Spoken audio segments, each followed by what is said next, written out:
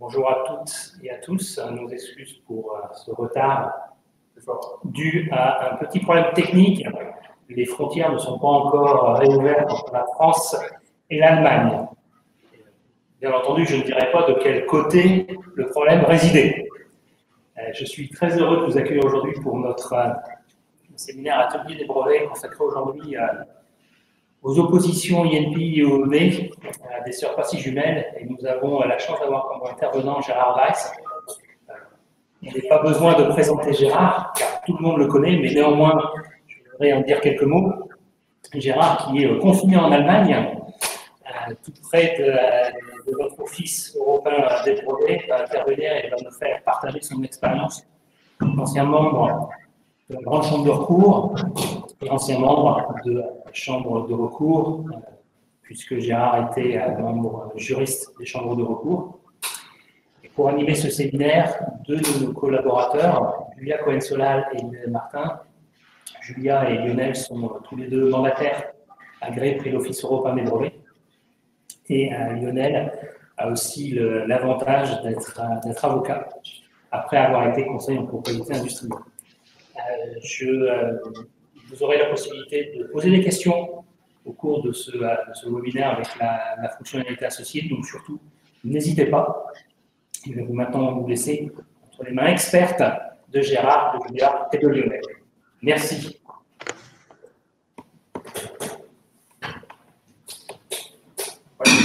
Merci François. Désolé pour ce retard. Effectivement, on avait fait un bêta-test hier sur un séminaire, mais tous les intervenants étaient dans la même pièce, et là, Gérard étant à distance. Il a fallu faire un petit peu plus de réglages que ce qu'on pensait. Donc, merci d'être là. Même si d'habitude, on a l'habitude de vous recevoir en présentiel, cette année, donc, on le fait en distanciel. On va essayer de pallier à ce manque d'interactivité. Donc, comme le disait François, il y a des questions. Les questions, en fait, on les voit, nous, les intervenants, et après, on est capable de les répercuter. Donc, les questions sont, en fait, quelque sorte privées, et on est capable de les partager à l'oral. Pour l'instant, personne n'a posé de questions. Voilà. Moi, j'aurais une première question pour vous. Alors, j'aurai pas de retour, mais j'aurai des retours. On aura des retours en différé par mail. Donc, sachez que sur ce sujet de l'opposition à la française, on a aussi diffusé une petite plaquette. Alors, j'espère qu'elle a pu vous toucher pour l'essentiel, mais si jamais vous n'avez pas été dans la mailing list ou que votre fil anti-spam est plus efficace que notre service IT, sachez qu'on a à bonne disposition une plaquette assez détaillée aussi sur l'opposition à la française qui reprend une partie des points qu'on vous présente aujourd'hui, mais de manière moins interactive encore et un peu sous un autre angle. Voilà, donc les présentations ayant déjà été faites sur les intervenants, je vais passer à la présentation du plan. Essentiellement, voilà, en 3 points. Donc des sœurs Passy jumelles, opposition INPI, opposition OEB. On va s'attacher à pointer les différences qui existent. Alors voilà, on est normalement tout un parterre de mandataires européens pour l'essentiel, avec une bonne idée de ce que c'est que l'opposition à l'OEB, l'opposition en première instance, et un petit peu en chambre de recours. Donc on va essayer de pointer essentiellement les différences, et les similarités, on passera plus vite, puisque ça, c'est des choses qui sont normalement communes. Et ensuite, après avoir comparé l'opposition devant l'INPI, on parlera en deuxième partie du recours après devant le tribunal judiciaire, enfin devant la cour d'appel, pardon. Donc c'est un recours judiciaire. Là, c'est très très spécifique. C'est très différent du recours qu'on connaît à l'OEB. Et donc il faut, on dira une partie entière sur ce point-là. Et enfin, en troisième partie, on essaiera de vous donner quelques éléments quelques comparatifs, quelles sont les solutions à la disposition finalement de l'opposant ou du tiers par rapport à un brevet problématique. Donc un état des lieux de ce qui existe, et maintenant se rajoute dans le champ des possibles cette opposition française. Quels sont un peu les éléments de décision qui pourraient faire pencher pour choisir cette opposition à la française par rapport aux autres solutions. Ce sera la troisième partie. Et je passe la parole à Julia pour la présentation de la première partie. Oui, Donc, la première partie sur les spécificités de l'opposition INPI versus l'opposition à l'OEB. Donc, on verra d'abord une vue d'ensemble de la procédure française à l'INPI pour avoir une idée globale de cette nouvelle procédure. Ensuite, on verra effectivement que une des différences, c'est que devant l'INPI, les parties sont davantage maîtres de la procédure. Et ensuite, on verra également les éléments soumis, donc les pièces, les preuves, les faits et les modifications possibles. Ensuite, on verra donc les interactions avec les tiers, observation tiers, et puis les interactions avec les autres procédures. Et enfin, sur la prise de décision, également, il y aura une spécificité de la procédure devant l'INPI par rapport à celle de l'OEB. Mais avant de rentrer dans le détail des différences entre l'INPI et l'OEB, on voulait pointer, donc, malgré tout, toutes les similitudes entre les deux procédures, puisqu'il y a malgré tout de nombreuses similitudes. Donc, à savoir, tout d'abord, le délai pour former opposition. Donc, il s'agit d'un délai de 9 mois à compter de la publication, de la mention de la délivrance. Donc, dans ce délai de 9 mois, tout tiers peut former opposition. En effet, donc l'opposition est ouverte à tout tiers, à l'exception du titulaire du brevet. Et en l'occurrence, l'homme de paille qui est permis devant l'OEB est également permis devant l'INPI, donc à condition que ce ne soit pas le titulaire du brevet. S'agissant de la représentation, donc c'est également les mêmes principes qui vont s'appliquer. Donc c'est l'opposant pourra être représenté devant l'INPI, soit par un mandataire, soit par un avocat, et l'obligation de représentation la représentation sera obligatoire par un mandataire ou un avocat pour les opposants qui ne seraient pas ressortissants de la communauté européenne. Point commun également dans les deux procédures, donc c'est le principe du taxe d'opposition. Aujourd'hui, a priori, donc les taxes sont différentes, avec une taxe un peu légèrement inférieure pour l'INPI, où elle est de 600 € et à l'OEB, elle est actuellement de 815 €. Donc le principal point commun également, c'est les motifs d'opposition, qui va définir la portée de l'opposition. Donc à la fois dans l'OEB et l'INPI, donc on a les trois principaux motifs, donc l'extension de l'objet, insuffisance de description et donc l'abreuvrabilité, on va dire au sens large, incluant nouveauté, activité inventive, applicabilité industrielle et exclusion de l'abreuvrabilité, avec l'obligation donc pour chacun des motifs de motiver l'opposition. Et notamment, donc l'opposition sera considérée recevable s'il y a au moins un des motifs d'opposition qui sera suffisamment motivé. Ensuite, en ce concernant la recevabilité de l'opposition, donc sur la recevabilité de l'opposition, il y a un examen d'office qui sera effectué par l'INPI, comme c'est actuellement le cas à l'OEB, donc avant intervention, donc intervention ou objection du titulaire. Donc, voilà, l'office analysera d'office la recevabilité de l'opposition. Enfin, sur la possibilité de déposer des requêtes subsidiaires, effectivement, c'est un point, ça a été un point de discussion, et donc l'INPI a ouvert cette possibilité donc de dépôt de requêtes subsidiaires pour proposer des modifications du brevet pendant la procédure d'opposition. Enfin, donc également un point commun sur les examinateurs, le pôle qui examinera l'opposition. Donc il s'agira également, donc, tout comme l'OEB, de 3 examinateurs, donc ayant une formation technique, donc 3 examinateurs techniciens. Attends, on a une question sur on a une question sur la représentation. Donc, un opposant basé en Suisse doit-il être représenté à l'INPI ou le régime des opposants UE s'applique-t-il? Alors, je fais un peu en live les mémoires. Normalement, il y a une dérogation à l'obligation de représentation des personnes étrangères pour les ressortissants UE et les ressortissants espace économique européen. Donc, normalement, la Suisse, qui fait partie de l'espace économique européen, doit pouvoir se représenter toute seule directement sans nécessairement passer par un CPI ou un avocat ou un autre type de mandataire. Voilà. Merci Eric Cognac pour la question. Ok, il n'y a pas d'autres questions, donc on va passer justement dans le vif du sujet, avec tout d'abord une vue d'ensemble de la procédure d'opposition devant l'INPI. Donc, comme on l'a vu, il y a un délai de 9 mois pour former opposition. Et donc, le dépôt de l'opposition peut se faire avant l'expiration de ce délai, bien entendu. Et il y aura une première phase de cette procédure d'opposition qui sera la phase de recevabilité. Et donc, comme on l'a vu, l'INPI pourra, pendant cette phase-là, et devra effectivement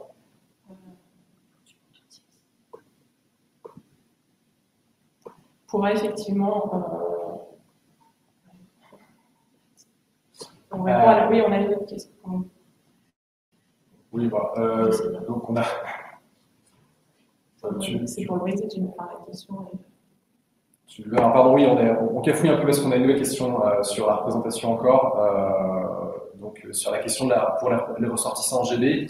Les ressortissants GB, on va attendre de voir s'ils font partie de l'espace économique européen à la sortie du Brexit. Alors, il y a la question de cette phase transitoire-là entre maintenant et la fin de l'année où ils sont normalement plus membres, plus considérés comme membres. Donc, je pense que même maintenant, ils ont besoin d'un représentant. Ils ne peuvent pas déroger à la règle de représentation obligatoire.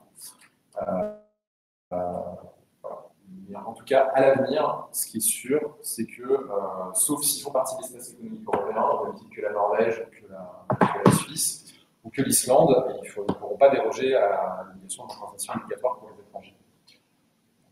Voilà. Désolé d'avoir. Je reprends effectivement sur la phase de recevabilité, l'INPI pourra inviter l'opposant à régulariser l'opposition si c'est avant l'expiration du délai de 9 mois. Ou après, s'il s'agit d'un problème de pouvoir du mandataire. Ensuite, il y a la phase d'instruction qui démarre avec une invitation au titulaire pour répondre à l'opposition. Donc là, il n'y a pas dans les textes actuellement, on n'a pas de délai, on ne connaît pas le délai qui sera imparti au titulaire pour répondre. Le délai qui est dans les textes, c'est le délai pour l'INPI pour émettre son avis d'instruction, donc il sera un délai de 3 mois à compter. Donc, a priori, la réponse du titulaire va être moins de l'expiration du délai pour le titulaire pour répondre à l'opposition. Donc là, pendant la phase d'instruction, l'INPI va émettre son avis d'instruction, donc avec un avis préliminaire sur les objections qui auront été soulevées dans l'opposition en prenant en compte la réponse du titulaire. Et cet avis d'instruction, contrairement à l'EEB, ne sera pas accompagnée d'une convocation à la procédure orale. A priori, elle sera accompagnée, mais elle comprendra un délai pour les parties, donc à la fois pour l'opposant et pour le titulaire, pour prendre position sur cet avis d'instruction des écritures, où là, l'opposant et le titulaire pourront soumettre des observations, le titulaire pourra modifier son brevet. Et à nouveau, l'INPI pourra être amené à inviter les parties à répondre aux dernières observations, donc avec un nouveau délai. Et à la fin de la phase d'instruction, si ça a été demandé par les parties, donc vraisemblablement ça sera systématiquement ou quasi le cas, une phase orale. Donc c'est la phase qui terminera la phase d'instruction. Donc ensuite, à l'issue de la phase orale, on a donc la phase de décision. L'INPI devra émettre sa décision écrite dans un délai de 4 mois. Autrement, si l'INPI n'émet pas sa décision écrite, on aura le principe général où le silence de l'INPI vaudra rejet de l'opposition. Et donc, ensuite, on verra dans la deuxième partie, mais voilà, la décision écrite de l'INPI pourra faire l'objet d'un recours avec un délai d'1 mois, a priori, pour être prolongé éventuellement, mais voilà, on verra dans la deuxième partie le recours. Donc, tout d'abord, avant de rentrer dans le détail des différences, on voulait faire quelques points sur le vocabulaire, où on a effectivement des petites différences entre l'INPI et l'EEB sur le vocabulaire qui a été choisi. En effet, l'opposition devant l'INPI sera instruite par une commission d'opposition, alors que dans l'EEB, l'opposition sera examinée par une division d'opposition Sur l'avis préliminaire ou l'opinion préliminaire, donc on a un avis d'instruction pour l'INPI et une opinion préliminaire de l'OEB. Donc les débats oraux entre les parties, donc c'est une procédure orale à l'OEB et une phase orale à l'INPI.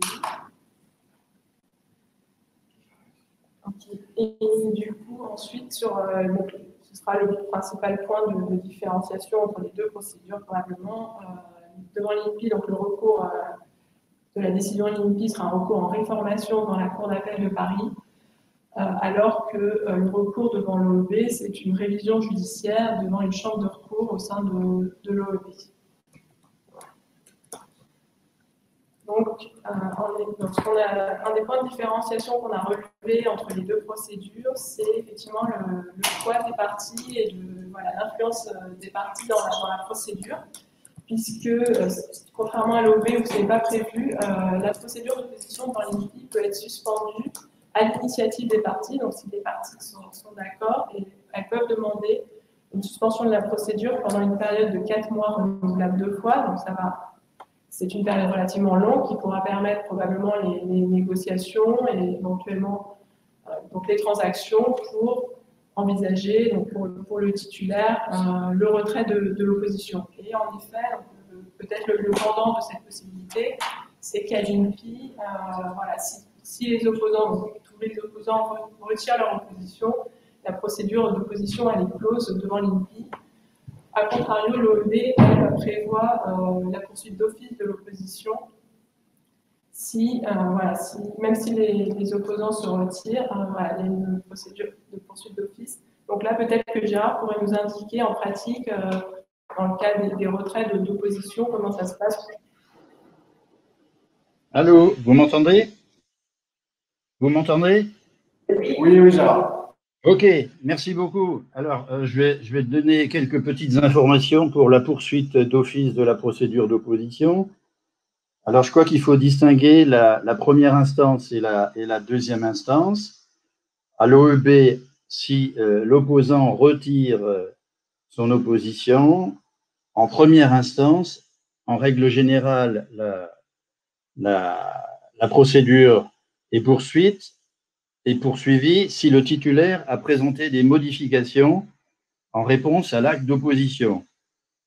Donc là, il y a une décision, c'est la T560 de 90, ou bien l'autre situation, la procédure est poursuivie également en fonction de l'état d'avancement du dossier, c'est-à-dire que si on est déjà dans une phase très avancée, quand on va par exemple vers le maintien du brevet sous forme modifiée, donc peu de temps avant la notification selon la règle 82.2, dans ce cas-là, la procédure sera poursuivie. Et là, il y a une très vieille jurisprudence, la T197 de 88. Donc ça, c'est pour la première instance.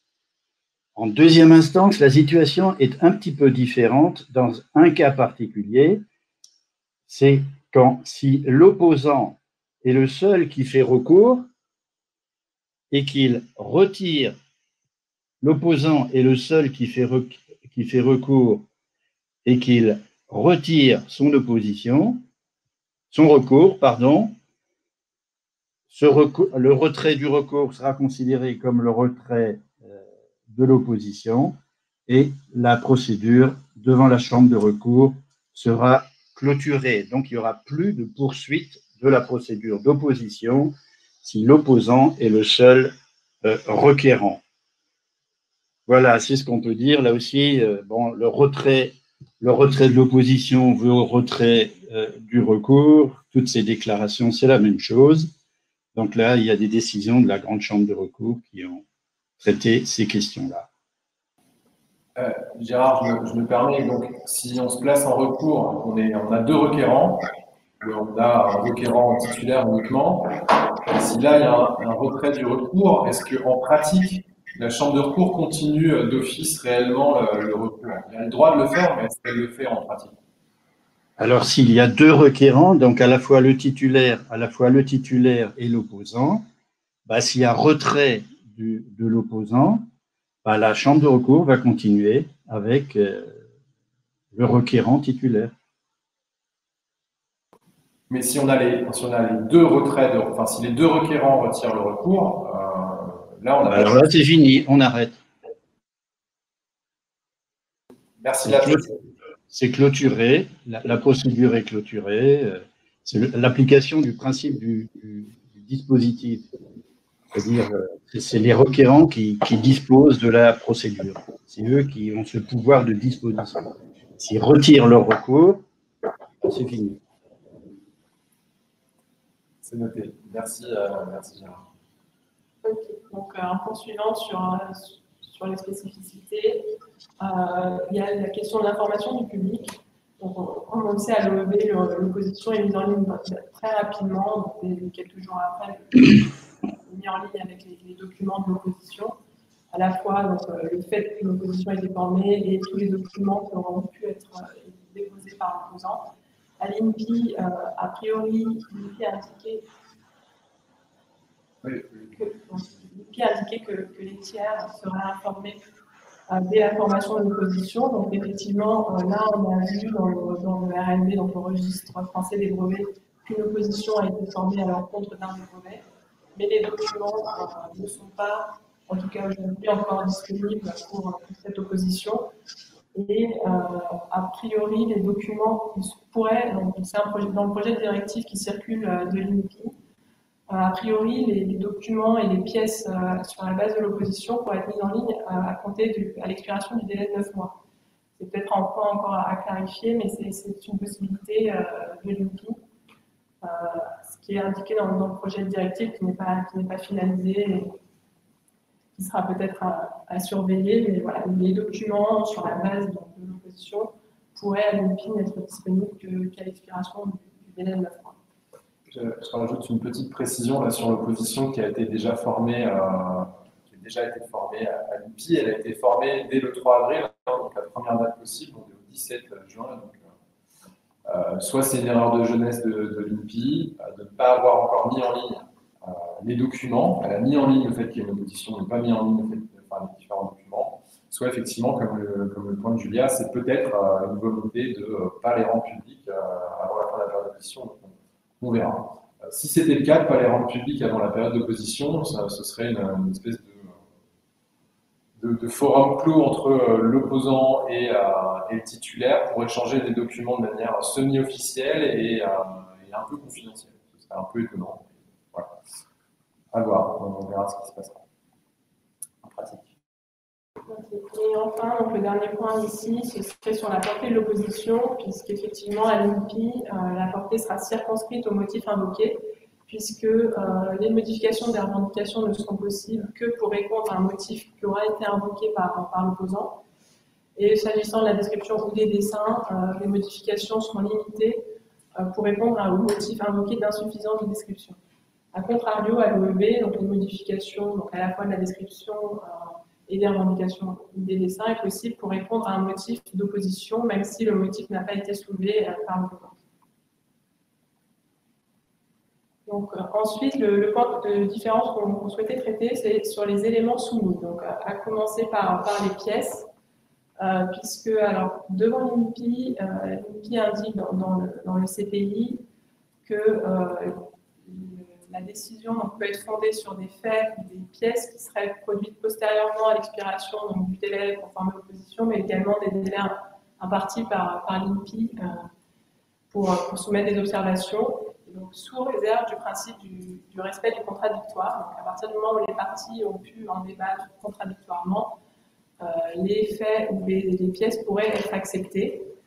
Donc, en toute logique, on peut imaginer que pendant la phase orale, on peut se poser la question, donc est-ce que le débat contradictoire serait respecté si une nouvelle pièce était produite en phase orale? A priori, on aurait envie de répondre que non, c'est-à-dire que les nouvelles pièces, voire les nouveaux faits en phase orale ne sont pas admises.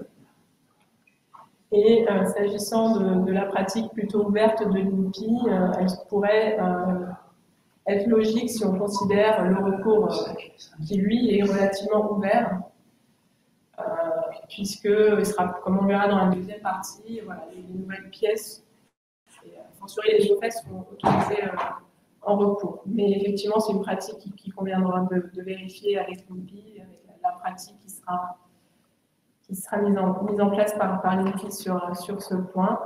Si on considère donc l'OEB, donc après le délai de 9 mois pour l'opposant ou après la réponse à l'opposition, donc pour le titulaire, tout dépôt de nouvelles pièces sera considéré tardif. Et dans ce cas, il faut justifier donc ce dépôt tardif. En pratique, en tout cas en première instance, le dépôt de nouvelles pièces peut être effectué en réaction à une modification du titulaire du brevet, par exemple par une caractéristique qui aura été prélevée de la description. Donc en réaction à une nouvelle modification, l'opposant pourrait soumettre un nouveau document, ou alors l'OEB, en tout cas en première instance, pourrait être amené à accepter un document qui serait de prime abord très pertinent. Donc avant de demander l'avis de Yara, juste un point donc, sur le recours. Effectivement, là, c'est un point de différenciation entre première instance et deuxième instance à l'OEB, où là, le dépôt de nouvelles pièces devant la chambre de recours de l'OEB serait quasi impossible, et notamment depuis le nouveau règlement de procédure des chambres de recours, donc depuis le 1er janvier 2020. Peut-être que Gérard, sur les nouvelles pièces, et en particulier, peut-être sur les pièces qui sont de connaissance générale de l'homme du métier. Oui, alors j'aimerais tout d'abord rebondir aussi sur un document pertinent de prime abord, donc en première instance. Alors c'est très important, c'est cette vieille jurisprudence de la Grande Chambre de recours, la G9 de 91, la G10 de 91. Donc il y a la pertinence qui est importante, mais il faut aussi expliquer pourquoi on est en retard. Hein. Donc ça, c'est important.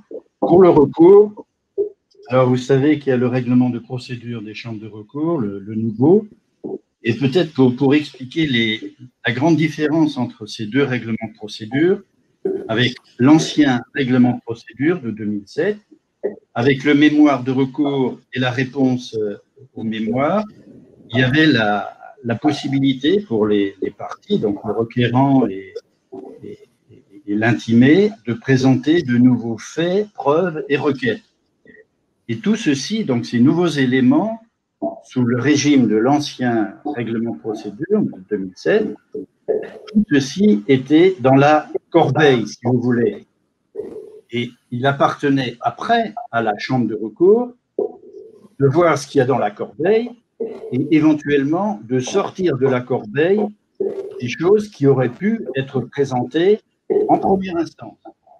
Donc ça, c'est la philosophie du règlement de procédure de 2007.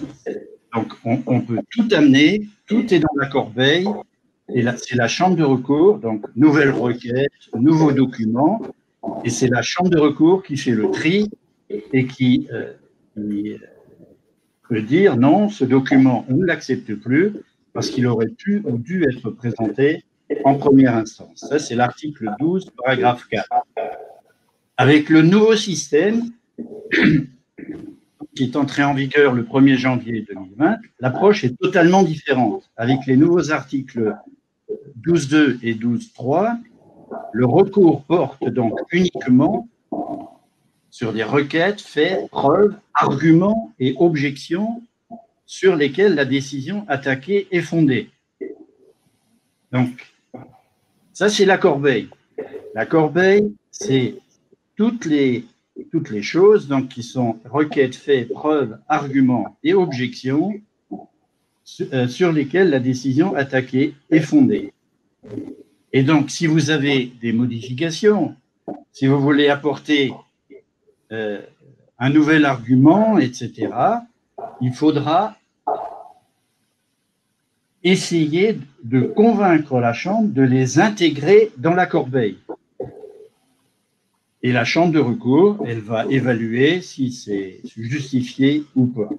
Donc, pour rebondir, quand vous dites presque pas possible, et encore moins avec le règlement de procédure, c'est vrai, ça va être beaucoup plus dur de faire rentrer des choses dans la corbeille avec le règlement de procédure de 2020.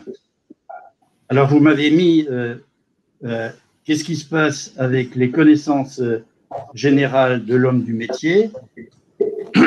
Alors là, bon, en principe, les connaissances, donc ça c'est de la jurisprudence constante, les connaissances générales de l'homme du métier, ce sont des connaissances qui sont immanentes, comme on dit, immanentes, C'est-à-dire que par définition, elles ne sont pas tardives, elles sont là. Et donc, on pourra toujours faire valoir les connaissances générales de l'homme du métier dans le cadre d'une attaque qui a déjà été formulée auparavant. Et à cet égard, il y a une décision très récente, c'est la T21 de 77 de 2015, donc T21 de 77 de 2015, qui dit clairement, au point 1.1.4, que les documents déposés tardivement illustrant les connaissances générales de la personne du métier ne posent en général pas de problème de recevabilité quand il s'agit d'étayer des arguments déjà produits et discutés par les parties.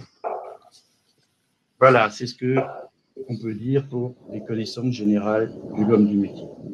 Mais pour le règlement de procédure, je pense qu'on va revenir plus tard sur ce sujet. Merci Gérard. Merci Gérard. Du coup, on continue avec les éléments soumis en parlant des arguments. Sur les arguments, donc a priori, les nouveaux arguments en phase orale pourraient ne pas être acceptés en considérant que le principe du contradictoire ne serait pas respecté en phase orale. Pour l'OEB, en première instance, donc les nouveaux arguments seraient possibles jusque pendant la procédure orale, tout au long de la procédure écrite et également en procédure orale, sachant que la partie adverse qui serait soumise à un nouvel argument pourrait demander une suspension de procédure orale durant quelques minutes, 15-20 minutes, pour pouvoir se préparer et donc tenir compte de ce nouvel argument et préparer sa réponse. En procédure devant les chambres de recours à l'OEB, le nouveau règlement de procédure des chambres de recours donc de 2020 face aux nouveaux arguments pour éléments tardifs. Comme... Allô? Allô?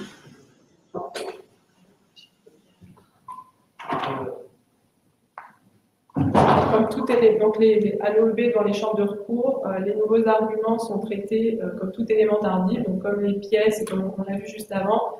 Il convient d'identifier des mémoires de recours et la réponse aux mémoires de recours. Il conviendra d'identifier donc les nouveaux arguments et donc le dépôt donc à ce stade-là devra être justifié et l'admission sera laissée à l'appréciation de la chambre de recours.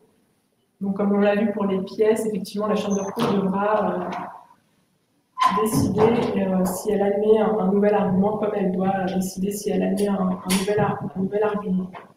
Et là, si on retrouve la connexion avec Gérard, qui pourrait nous faire part de son expérience. Non. Donc. Voilà, ça c'est vraiment... C'est vraiment dommage parce que ce qu'on voulait évoquer avec Gérard, c'est un courant jurisprudentiel qui a été lancé et initié dans une décision où Gérard était président de la Chambre de recours sur la question de la tardivité des arguments. Donc je vais le faire très rapidement et si j'espère bien qu'on trouvera Gérard en direct et lui qui nous entend d'avoir la fin de la présentation. Mais donc voilà, c'est une jurisprudence qui date maintenant de 2018, qui a été pas mal reprise et qui, donc elle a été rendue sous l'empire du RPCR 2007, alors que le RPCR 2020 était seulement en projet. Et cette jurisprudence a le mérite d'indiquer que la faculté qu'ont les chambres de recours à écarter des éléments tardifs n'inclut pas les arguments tardifs en tant que tels. Et donc, même le RPCR 2020 qui le prévoit, pour pouvoir écarter tout élément tardif, non des arguments, en fait, n'est pas conforme aux facultés laissées par l'OEB. Et donc, sur ce point, on pourrait s'attendre, mais les décisions qui sont rendues là ont été rendues sous l'empire qui sont indiquées ici, ont été rendues sous l'empire du RPCR 2007. On n'en a pas encore qui ont été rendues sous l'empire du RPCR 2020, mais sur cet aspect spécifiquement des arguments tardifs, le RPCR 2020 pourrait être écarté comme en contradiction avec la CBE. Alors c'est le cas particulier des arguments tardifs, mais qui s'appuient sur des faits déjà dans la procédure. Parce que si les arguments tardifs s'appuient sur des faits qui ne sont pas dans la procédure, cela veut dire que ces faits sur lesquels on s'appuie sont eux-mêmes tardifs. Or, les faits tardifs peuvent être écartés comme le prévoit la CBE. Donc voilà, j'ai pris un peu la parole en live et je n'ai pas les supports de mémoire, mais ça doit être la règle 116, CBE, ou 114, qui traite des éléments tardifs. Et en fait, c'est parce que la version, je crois que c'est la version 114, c'est parce que cette règle 114, si je ne me trompe pas, non, je me suis trompé, c'est pas la règle 114. C'est à l'article 114. Peut-être. C'est le problème du jeu direct.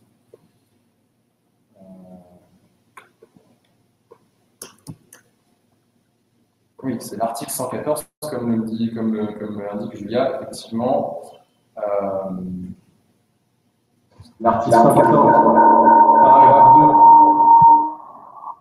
Voilà. L'article 114, paragraphe 2 prévoit que l'OB peut ne pas tenir compte des faits que les parties n'ont pas invoqués ou des preuves qui n'ont pas été produites en temps utile. Ça veut dire que la faculté est ouverte à l'OB pour écarter des faits ou des preuves tardives, mais ça ne mentionne que les faits et les preuves et pas les arguments. Et c'est parce que cet article ne permet pas les arguments que le courant jurisprudentiel a pu être lancé.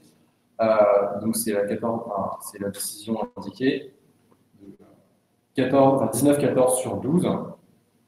Et voilà, donc c'est dommage qu'on n'ait pas les commentaires de Gérard sur ça. Si on le récupère, on fera un petit aparté.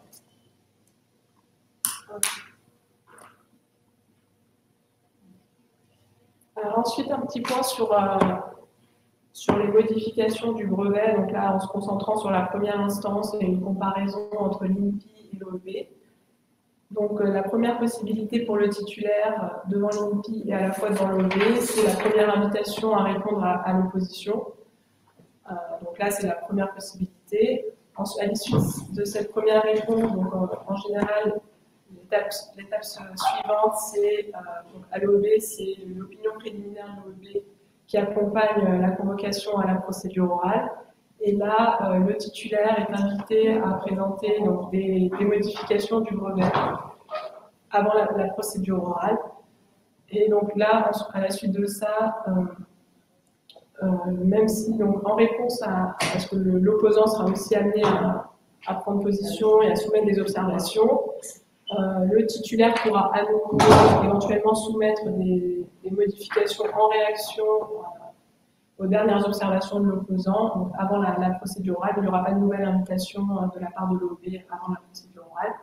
Et durant la procédure orale, donc on a mis un petit feu vert parce que les modifications donc en première instance sont permises dans une certaine mesure, à savoir s'il s'agit d'une combinaison de revendications dépendantes ou éventuellement de requêtes subsidiaires. Donc, dans ce cas-là, effectivement, l'OEB considérera que l'opposant doit être prêt à ce que le titulaire fasse ce type de modification, donc une combinaison de revendications dépendantes ou éventuellement de requêtes subsidiaires. Julia, je profite de cette slide pour répondre en live à une question auquel on a répondu par écrit. Thierry Séninger posait la question de est-ce que la réponse du titulaire est obligatoire, la réponse à la première invitation INPI. Alors déjà, je précise que pour l'instant, les délais ne sont pas indiqués. Le délai que donnera l'INPI pour répondre n'est pas indiqué. Les seuls délais qui sont indiqués dans les textes, c'est les délais que se laisse l'INPI pour elle produire son avis. Ça, c'est une première chose sur la question du délai. Ensuite, sur la question de est-ce que la réponse aux invitations l'INPI sont obligatoires, non, elles ne le sont pas.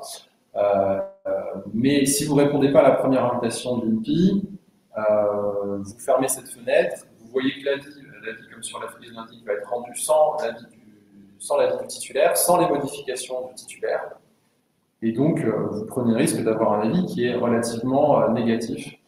Et ensuite, j'en profite pour faire le lien avec la question qu'on souhaitait poser à Gérard, à savoir, il faut vraiment pas négliger cette première invitation aussi du côté de l'OEB. C'est-à-dire qu'à l'OEB, il y a une certaine pratique qui consiste à finalement recevoir l'opposition et ne pas forcément répondre. Voilà, pardon. Ne pas forcément répondre à cette opposition, attendre l'opinion préliminaire de l'OEB et ensuite seulement réagir et soumettre des requêtes subsidiaires. Alors que ça aurait été possible avant. Ce qu'il faut voir, c'est que le RPCR 2020, comme l'a déjà un peu souligné Gérard, ferme clairement les possibilités de soumettre des nouvelles requêtes. Avant, c'était plus ou moins admis en réponse au recours, ou au moment où on formait le recours. Maintenant, ce sera beaucoup plus difficile parce qu'on va vous demander à chaque fois de justifier pourquoi vous n'aviez pas soumis cette requête avant. Et comme c'est un peu l'analogie que faisait Gérard, avant la requête que vous déposiez avec le recours en réponse au recours, elle était dans le panier devant la chambre de recours et la chambre de recours devait motiver son retrait. Maintenant, c'est l'inverse. C'est vous qui devez motiver le fait de l'inclure dans le panier et la chambre doit être convaincue pour la mettre dans le panier du recours. Donc ça veut dire que les requêtes en recours vont être très limitées. En contre-coup, on imagine que les requêtes vont augmenter, exploser en première instance en division d'opposition, et que les divisions d'opposition vont se retrouver avec beaucoup plus de requêtes et qu'elles vont peut-être être un petit peu agacées parce que par ailleurs, on leur met la pression pour qu'elles tiennent des délais d'opposition rendus dans les 15 ans. Donc, tout ça pour dire que dans les deux créneaux que vous voyez pour l'OEB-DO, la première invitation à la réponse à l'opposition, deuxième invitation après la convocation à la procédure orale, il est possible que l'OEB considère moins favorablement des requêtes soumises seulement en deuxième intention et commence à les considérer comme tardives. Et pour ça, il suffirait que quand on est convoqué de procédure orale, la convocation indique expressément, et comme le font déjà les chambres de recours, que cette convocation n'est pas une invitation au sens de la règle 116.2, c'est-à-dire n'est pas une invitation à soumettre de nouvelles modifications. Et auquel cas, alors on aurait bien aimé avoir le point de vue de Gérard là-dessus, mais c'est pas impossible parce que c'est ce que font les chambres de recours, de fermer la possibilité de modifier après la convocation à la procédure orale, auquel cas vous seriez titulaire, bien embêté, et vous auriez loupé le seul potentiel créneau où vous avez la faculté, sans demander rien à personne, de proposer des modifications sans être considéré comme tardif. Donc voilà, merci à Thierry Séninger pour la question qui s'inscrivait parfaitement dans les différents points qu'on voulait aborder ici. Ok, donc ensuite, sur la frise qu'on a représentée là, pour l'INPI, donc à la suite de l'avis d'instruction, le titulaire sera invité à présenter des modifications. Puis il y aura, donc si l'opposant répond également à cet avis d'instruction, l'INPI invitera à nouveau le titulaire à répondre. Donc ce sera une troisième possibilité pour le titulaire de modifier ses revendications avant de recevoir la convocation à la phase orale. Et là, donc, on a mis une petite croix parce qu'effectivement, comme on l'a vu un peu tout à l'heure, on peut imaginer que les modifications ne sont pas prévues. Les modifications, apparemment, ne sont pas prévues dans les textes, en tout cas pendant la phase orale. Et on peut imaginer que le débat contradictoire inscrit ne serait potentiellement pas respecté dans ces cas particuliers. Donc pratiquement, ça veut dire que la petite coquille qui est laissée dans une requête subsidiaire, il n'y a pas de texte qui permettrait de la modifier en live lors de la phase orale. Là, j'entends l'IMF. On arrive à Gérard. Parfait. Donc voilà, donc faites très attention parce que bien sûr, vous relisez attentivement vos requêtes auxiliaires, vos règles subsidiaires, nous relisons attentivement la requête subsidiaire avant de les poser, mais ces coquilles peuvent passer, peuvent échapper, et la petite modification à la marge serait vraiment pas possible devant la commission d'opposition en phase orale, et en tout cas, si nous, on était en face de vous, on soulèverait qu'il n'y a aucun support textuel pour le faire, et donc ces modifications sont vraiment pas admissibles. Donc, on verra comment ça va se fixer réellement, sans support textuel, mais il y a un danger ici.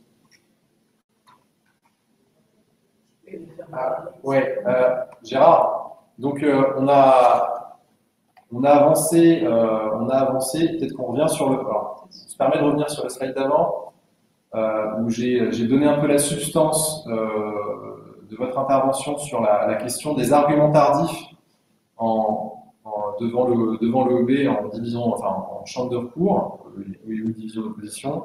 Mais donc j'ai indiqué principalement que ce courant a été lancé sur le RPCR 2007, que vous étiez président en l'occurrence de la chambre de recours qui a rendu cette décision, que ça a été suivi par des décisions jusque-là, qu'on n'a pas encore de décisions qui l'ont reprise sous l'empire du RPCR 2020, mais que, et là je vous laisserai expliquer un peu plus clairement ce que je fais peut-être, le RPCR 2020 qui prévoit d'écarter tout élément tardif, dont des arguments tardifs, en fait, serait sur ce point des arguments tardifs contraire à la CPE. Et donc, potentiellement, on pourrait écarter le règlement de procédure 2020 sur le fait qu'il écarterait les arguments tardifs à la discrétion de la Chambre de recours. Est-ce que vous pouvez commenter un petit peu plus, Gérard, s'il vous plaît? Alors, hop. J'ai activé votre micro, Gérard. Ok, vous m'entendez? Oui. Très bien. Bah, c'est tout à fait exact tout ce que vous venez de dire. C'est que effectivement la décision 19 de 12, elle a été rendue sous l'ancien régime, si vous voulez, et toutes les décisions que vous avez citées, c'est une liste exhaustive de toutes les décisions qui ont suivi la 19-14 de 12.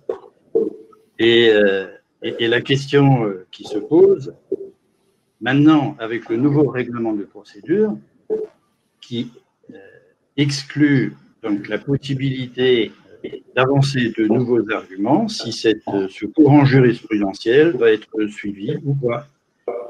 Alors, la décision 19-14 de 12, donc c'est une décision que j'aime beaucoup puisque j'ai eu la chance de présider le dossier. En face de moi, il y avait le cabinet dans lequel vous travaillez. Et entre autres, il y avait un certain Lionel Martin qui était en face de moi.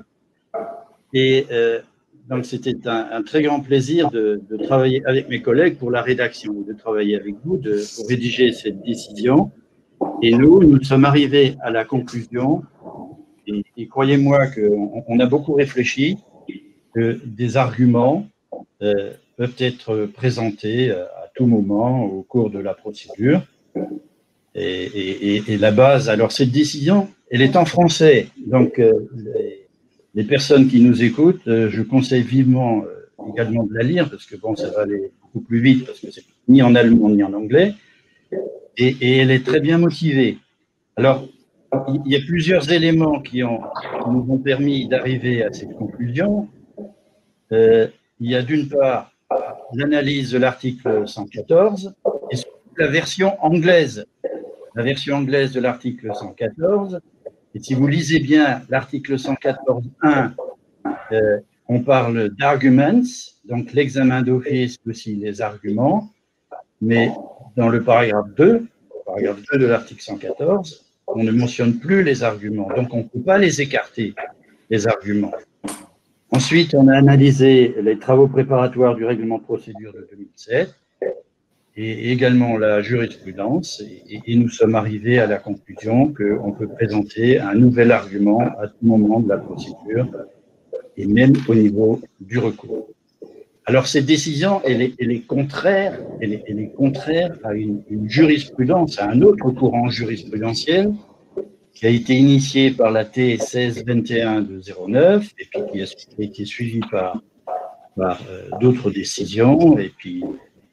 Et c'est ce courant jurisprudentiel qui a été retenu dans le règlement de procédure des chambres de recours. Donc, c'est une affaire qu'il faut vraiment suivre de très près, comme vous l'avez dit. Ça va être très intéressant de voir comment les chambres de recours vont traiter un nouvel argument présenté par les parties au niveau du recours. Ce que j'ai un petit peu peur, et c'est là qu'il faudra faire très attention, c'est qu'il y aura sans doute une tendance à déqualifier un argument, ou plusieurs arguments, de dire, bon voilà, ce sont plusieurs arguments, on va les déqualifier et on va dire que c'est un fait, c'est un nouveau fait, et alors là, c'est facile, on peut facilement dire, ben voilà, c'est un nouveau fait, c'est tardif, et là, il y aura beaucoup moins de problèmes. Donc, il faudra bien faire attention à cela si si vous avez un dossier au niveau du recours. Et provoquer, bien sûr, une discussion au niveau de la chambre de recours. Voilà, c'est ce qu'on peut dire sur la 1914 de 12. Mais je confirme ce que vous avez dit, un nouvel argument présenté au niveau du recours peut poser de gros problèmes, c'est l'article 12.2 et 12.3. Donc, vous voyez, je reviens de nouveau avec ma comparaison avec la corbeille. Dans le temps, on avait une corbeille, on pouvait ramener des choses, et puis après, la chambre de recours, elle ressortait les choses de la corbeille. Et là, c'est fini. Là, c'est figé. Tout ce qui se passe en première instance, bah, ça fait partie du recours, et donc vous voulez rajouter des choses, et là, il faut motiver, il faut expliquer pourquoi vous voulez rajouter des choses. C'est la grande différence. J'en profite pour répondre à une question qui a été posée puisque Gérard, vous pointiez le fait que cette décision pourrait être contournée en fait en requalifiant les arguments en fait. Donc ce point de vigilance que vous mentionnez. Donc la question c'est comment on fait pour éviter cette requalification? Comment on fait pour contester qu'un argument est bien un argument et pas un fait? Alors là, je vous renvoie, je peux le faire, parce que je vous renvoie vraiment à la décision 1914 sur 12, où la différence de terminologie entre les arguments, les lignes d'argumentation, les faits, les moyens sont posés extensivement. Et donc, je pense qu'il faudrait, pour éviter qu'un argument soit requalifié en fait, il faudrait s'appuyer sur les calculations, les défauts dans cette décision, et bien se mettre les pieds dans ces chaussures-là pour être sûr que ce soit considéré comme un argument et non comme un fait. Et donc, citer explicitement les différents motifs de la décision qui distinguent bien les différentes natures d'éléments qui vont au soutien d'un mémoire de recours ou d'une réponse à un mémoire de recours.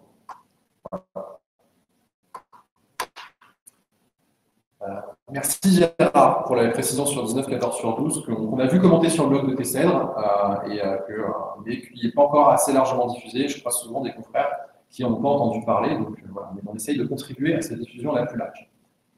Si on maintenant revient là où on en était, on oublie la problématique technique qu'on a eue et donc on était en train de finir ces modifications. Et alors là, peut-être, le temps passe assez vite, donc on ne va peut-être pas vous laisser la parole, Gérard, sur ça, mais c'était la question de est-ce que les divisions d'opposition vont ou pas fermer le robinet à la deuxième invitation, ne pas envoyer, exclure que cette opinion préliminaire et la convocation à la procédure orale est une invitation au type de la règle 116.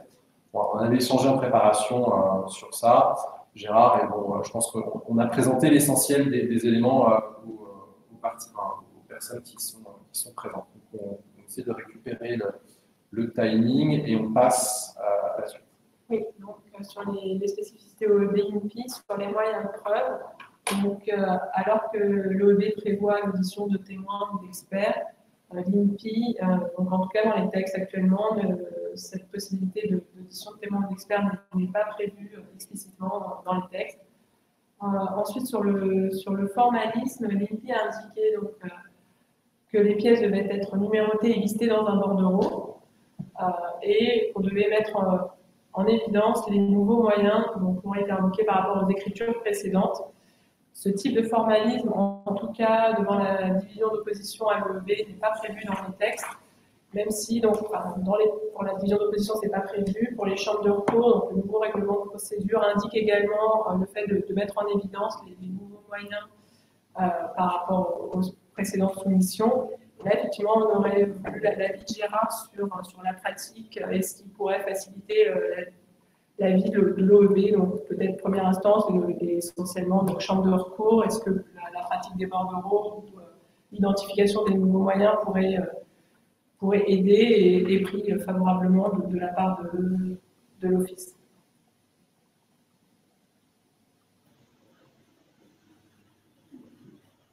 Vous m'entendez? Oui. Oui, alors vous voulez que j'intervienne là sur... Alors pour faciliter la vie de la chambre de recours, je crois le plus simple maintenant avec ce nouveau règlement de procédure, c'est quand vous rédigez le mémoire de recours, c'est de suivre toute la logique et les différents points de la décision que vous attaquez. Et cela vaut aussi si vous êtes intimé de reprendre les différents paragraphes de la décision attaquée et le cas échéant donc du mémoire tel qu'il a été traité dans le mémoire. Sinon, il n'y a pas vraiment de formalisme particulier. Bon, il y a le formalisme avec les formulaires. Donc, il y a un formulaire pour faire recours, c'est le 3001. Alors, utilisez-le, ça permet d'éviter, par exemple, on oublie l'adresse du requérant et tout ça, ça évite des notifications et un stress pour vous, parce que ça peut avoir des conséquences que le recours est irrecevable. Mais en termes de rédaction du mémoire de recours, je conseille vivement de suivre le plan, si vous voulez, le plan de la décision attaquée. Merci Gérard. Ensuite, sur le dépôt de pièces physiques, à l'OEB, c'est tout à fait possible. Donc, on peut envisager de déposer des pièces physiques à l'OEB, donc en les envoyant à l'OEB et également en les envoyant à la partie adverse. L'INPI, elle, impose un format informatique, donc c'est dans la décision du directeur général de l'INPI. Donc, a priori, compte tenu de ce texte-là, le dépôt de pièces physiques ne serait pas possible. Uniquement des photos. Voilà, des photos, des représentations numériques, mais au format informatique. Là, on est important, on va passer rapidement sur l'élargissement de la division ou de la commission d'opposition. Donc, c'est prévu à la fois à l'OEB et à l'INPI. Avec à l'INPI, voilà, on va dire un vocabulaire un peu différent qui a été utilisé. Donc, à l'INPI, ils appellent ça un expert juridique. Bon, en pratique, on peut imaginer qu'il s'agira d'un examinateur à l'INPI juriste, tout comme à l'OEB. Point d'interrogation. Peut-être Julia, oui. Allô, Julia. Oui, Gérard. Est-ce que je pourrais juste intervenir? Oui, je pourrais juste intervenir, oui. Alors, oui. Alors, donc il y a l'INPI, c'est l'expert juridique, oui. À l'OEB, en première instance, c'est un examinateur juriste, et ça arrive très rarement. Mais l'examinateur juriste, il fait vraiment partie de la division d'opposition. C'est-à-dire qu'il va prendre la décision sur l'activité inventive, etc., etc. Et s'il y a donc il y a 4 personnes, et en cas de 2, c'est la voix du président qui sera prépondérante. Je suppose qu'à l'INPI, c'est un expert juridique, mais qui n'a rien à voir avec l'INPI. C'est une personne, c'est un expert technique. Et au niveau de la chambre de recours, il y a toujours un juriste dans la composition de la chambre de recours. Voilà. Gérard, on fait bien de pointer le statut de cet expert. Alors merci pour les rappels et merci aussi d'indiquer que la chambre de recours avait toujours un juriste, et c'est assez précieux d'ailleurs. Mais alors, les experts juridiques, oui, ce statut n'est pas clair. Les projets de directive qui circulent sont pas très. Alors, la décision qui a mentionné pour la première fois cet expert juridique, comme le disait Julien, en fait, c'est la décision mentionnée ici. Elle est du 1er avril 2020, donc elle arrive un peu tardivement. Elle a fait un peu réagir les commentateurs.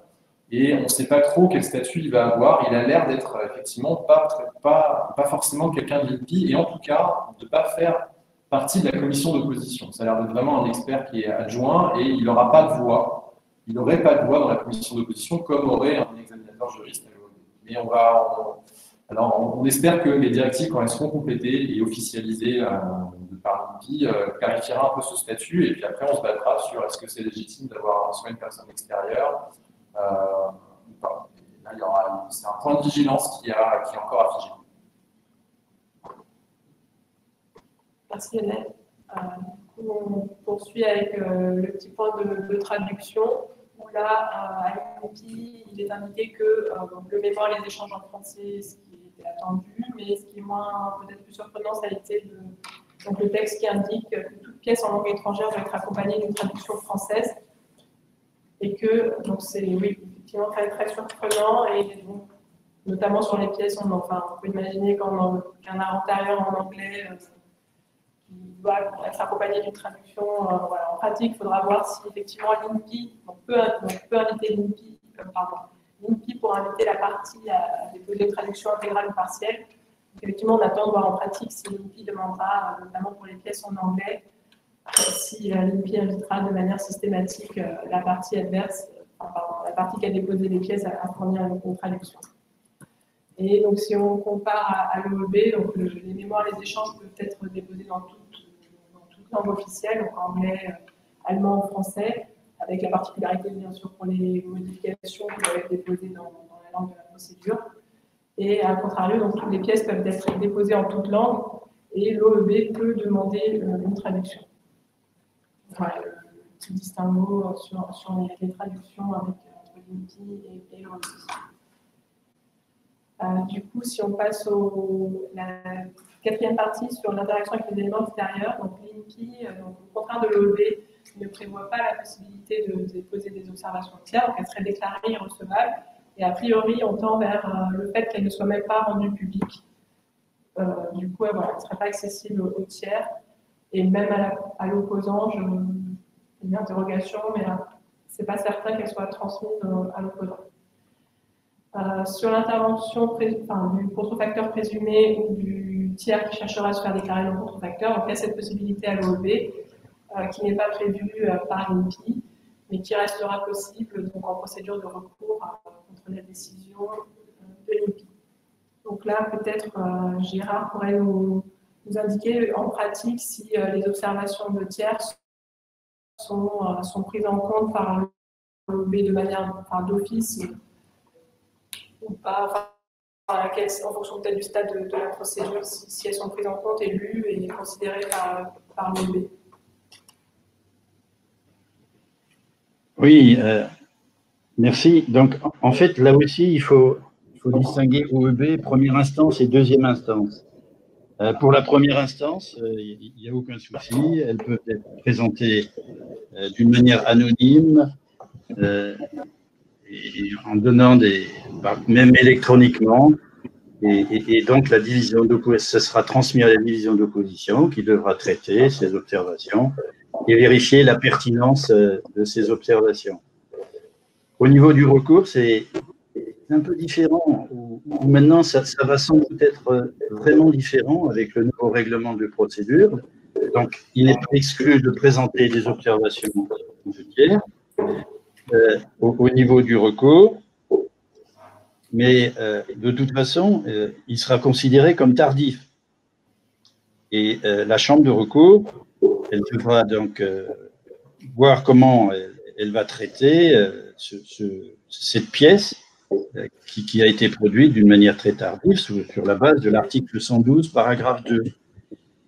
Et donc, ce que je peux dire de par mon expérience, c'est que j'ai très rarement, et cela peut vous intéresser, j'ai très rarement vu des observations de tiers, et en fait, il y a très peu de décisions qui traitent des observations de tiers présentées au niveau du recours. Si on considère que pour une partie à la procédure, une pièce est tardive, peut-être a fortiori, si un tiers présente une telle pièce, elle sera traitée comme étant tardive. Voilà, c'est ce que je peux dire sur cette question. Merci Gérard. Ensuite, sur l'interaction avec les autres procédures, donc on va aller un peu rapidement, mais donc il y a la suspension possible en cas d'action en revendication, à la fois devant l'INPI et devant l'OEB, et donc d'autres suspension possible automatique devant l'INPI s'il y a une action de l'unité qui est pendante lorsque l'opposition est formée.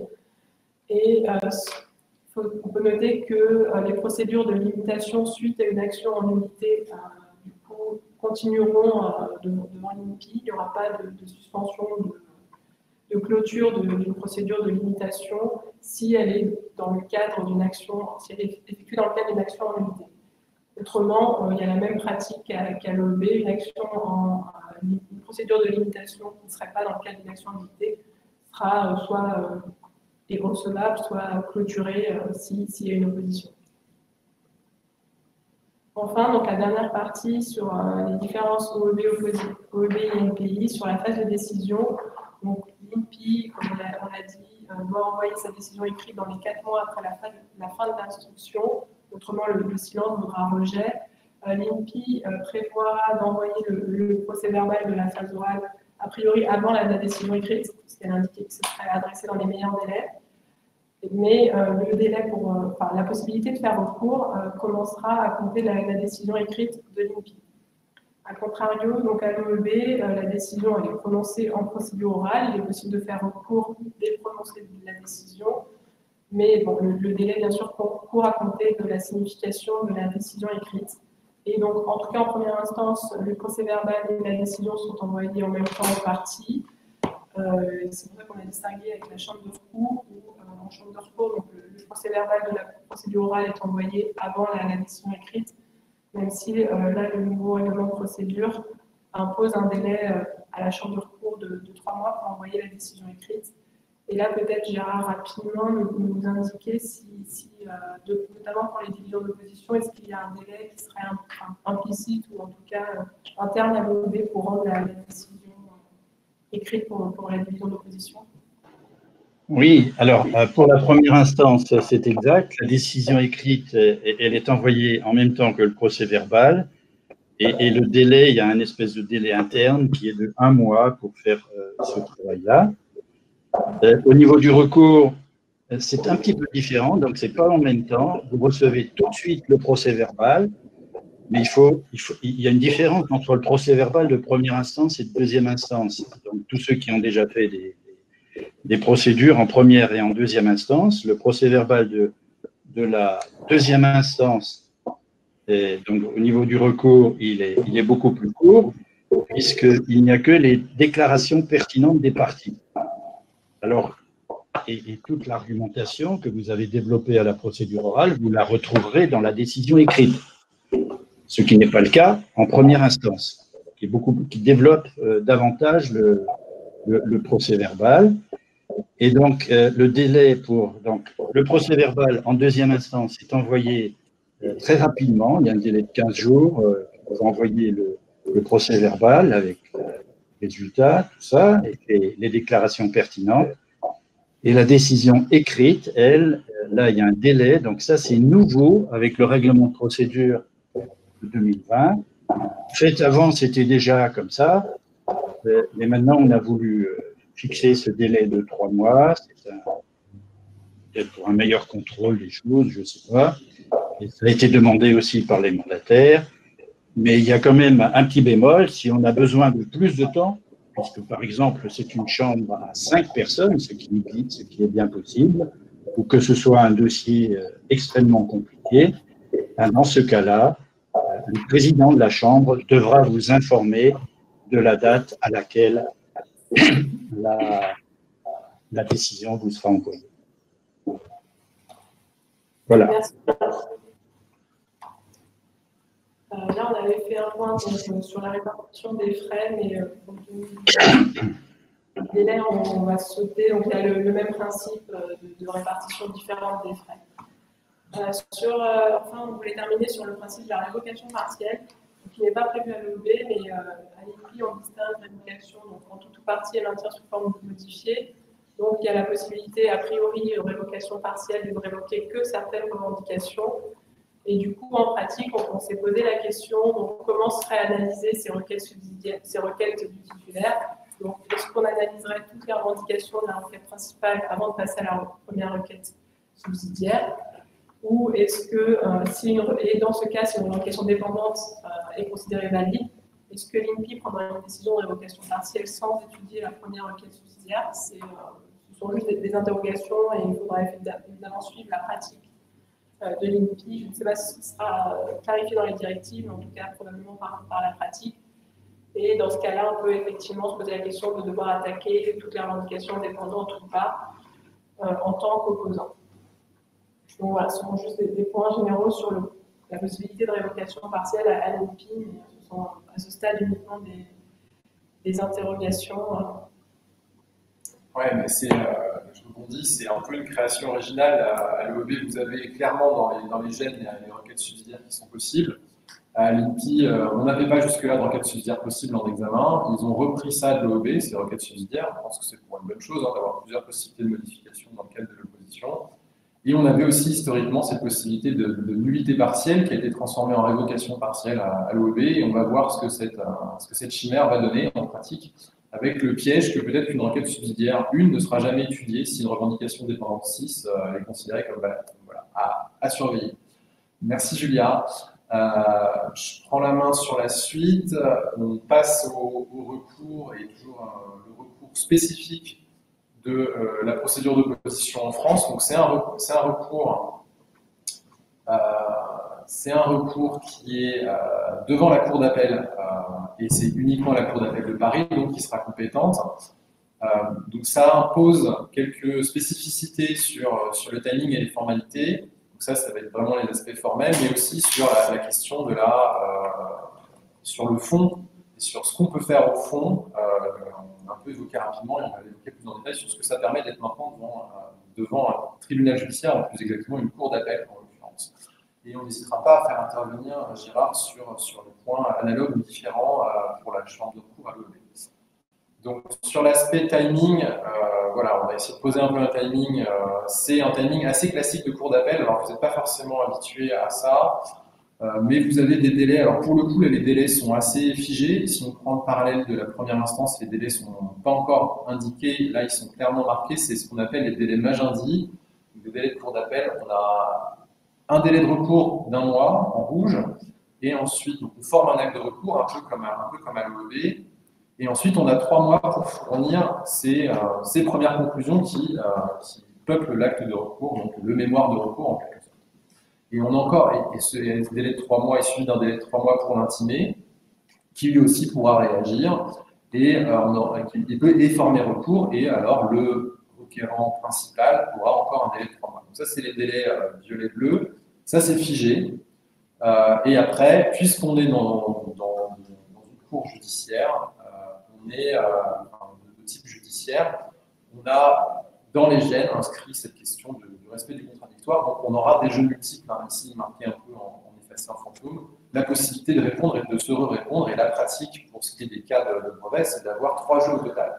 Donc voilà, et on indique les délais qui sont courants maintenant sur la cour d'appel. Ce qu'il faut voir, c'est que normalement, les recours INPI se font toujours devant la cour d'appel de Paris. Là, on a un nouveau recours qui est un recours en réformation qui est différent des autres types de recours. Les recours sur décision directeur de l'INPI étaient généralement rapides. La cour d'appel allait plutôt vite, elle est traitée dans un délai de l'ordre d'1 an. Maintenant, on est sur un recours qui est en réformation, donc on est sur un recours plus substantiel avec la possibilité de modifier la décision et pas seulement de l'écarter. Et donc, on pense qu'on va partir vers des délais qui vont être les délais normaux du contentieux. Donc, c'est ce délai de 12 à 18 mois, là, qui est indiqué en vert. Et donc, au total, une procédure qui pourra durer de 20 à 30 mois. Et ça, c'est que ce qui va se passer dans l'encombrement actuel des cours d'appel, hors Covid en plus. Et ce qu'on suspecte, c'est que cette nouvelle possibilité d'opposition devant l'INPI pourra amener un certain nombre de contentieux et va augmenter le nombre d'appels devant la Cour d'appel de Paris et devant les chambres compétentes. Donc il est possible que la Cour d'appel de Paris soit noyée sur les recours en réformation suite à l'opposition et que les délais vont s'allonger substantiellement. Voilà, c'est pour le dire un peu. Il a été prévu d'augmenter le nombre d'examinateurs à l'INPI, il n'a pas été prévu d'augmenter le nombre de juges en cours d'appel pour traiter des recours sur opposition, donc on va voir ce que ça peut donner. Très rapidement, je mentionne, il y a des possibilités d'extension de délai pour les parties qui sont étrangères, donc c'est classique en procédure civile, c'est 1 mois, étrangère ou en Outre-mer. Voilà, c'est marqué ici. De toute façon, vous aurez le support de la présentation, donc je vous invite à vous y référer. Le point d'intérêt ici, c'est d'indiquer que, puisqu'on a la possibilité de faire des oppositions avec un homme de paille, peut-être que l'homme de paille, si on a envie de faire traîner un peu les choses, il est plus intéressant de choisir un homme de paille qui n'est pas français, et donc un strawman, pas en l'occurrence anglais, sauf si on aime vraiment les anglais alors que lui ne nous aime plus. Mais voilà, prendre un homme de paille étranger permettrait d'avoir des délais rallongés en appel si on a pour stratégie de faire durer au maximum les choses et que l'incertitude sur la validité de ce brevet finalement joue en faveur de l'opposant. Ce n'est pas forcément toujours le cas, mais c'est intéressant de le noter que ces délais sont étendus. En recours uniquement. Il n'y a pas la même chose prévue en première instance. Donc, on le voit, il y a un rattachement assez fort du recours à la procédure civile. Ça implique alors, je réagis à une question en live. Donc, quel est l'intérêt à agir d'un homme de paille? Alors, l'interagir, l'homme de paille est possible, c'est pas prévu dans les textes, mais en tout cas, tout le monde peut faire opposition sauf le titulaire, donc ça suppose que l'homme de paille est possible, comme à l'OEB. Maintenant qu'on passe dans une procédure judiciaire en recours, la question a été posée de savoir s'il faut en interagir pour cet homme de paille. Raisonnablement, ce serait un peu contraire à l'esprit de permettre une opposition à tout le monde, dont un homme de paille, enfin, sauf tout le monde sauf le titulaire, et ensuite de fermer le recours à ce tout le monde sauf le titulaire. Donc l'intérêt à agir de l'homme de paille, si on veut se rattacher au principe de procédure civile, on pourrait dire que l'intérêt à agir de l'homme de paille, c'est de voir faire examiner en recours sa demande d'opposition. Et je crois que c'est comme ça qu'il y a une consultation qui a été faite, il me semble, au niveau de la CNCPI sur savoir si l'intérêt à agir allait poser problème dans l'opposition, et c'est ce principe-là qui a été mis en avant. Donc l'homme de paille aura un intérêt à agir, qui serait de voir, s'il fallait trouver un intérêt à agir à l'homme de paille, si c'était nécessaire, on pourrait le voir comme faire analyser son opposition en recours. Merci Eric Cogna pour la question. Je pars sur... oui, donc rattachement à la procédure civile, et donc on a un déformalisme et les délais Maginty, on l'a dit assez rapidement. Donc ça, j'ai un peu traité déjà. Donc, et puisqu'on est vraiment raisonnement de procédure civile, il est prévu une constitution obligatoire d'avocat. Alors là, il n'est pas question de français, pas français, espace économique européen ou pas. Vous êtes obligé de passer par un avocat pour ce recours. Et alors, c'est pas juste, mais pas du tout pour réserver le précarité aux avocats, c'est essentiellement parce que puisqu'on est en procédure civile, il y a tout un nombre de choses trappes qui sont prévues pour organiser le contradictoire, mais qui sont assez trompeurs, et dont les avocats, et nous sommes plutôt habitués à les traiter, et donc c'est un peu la justification.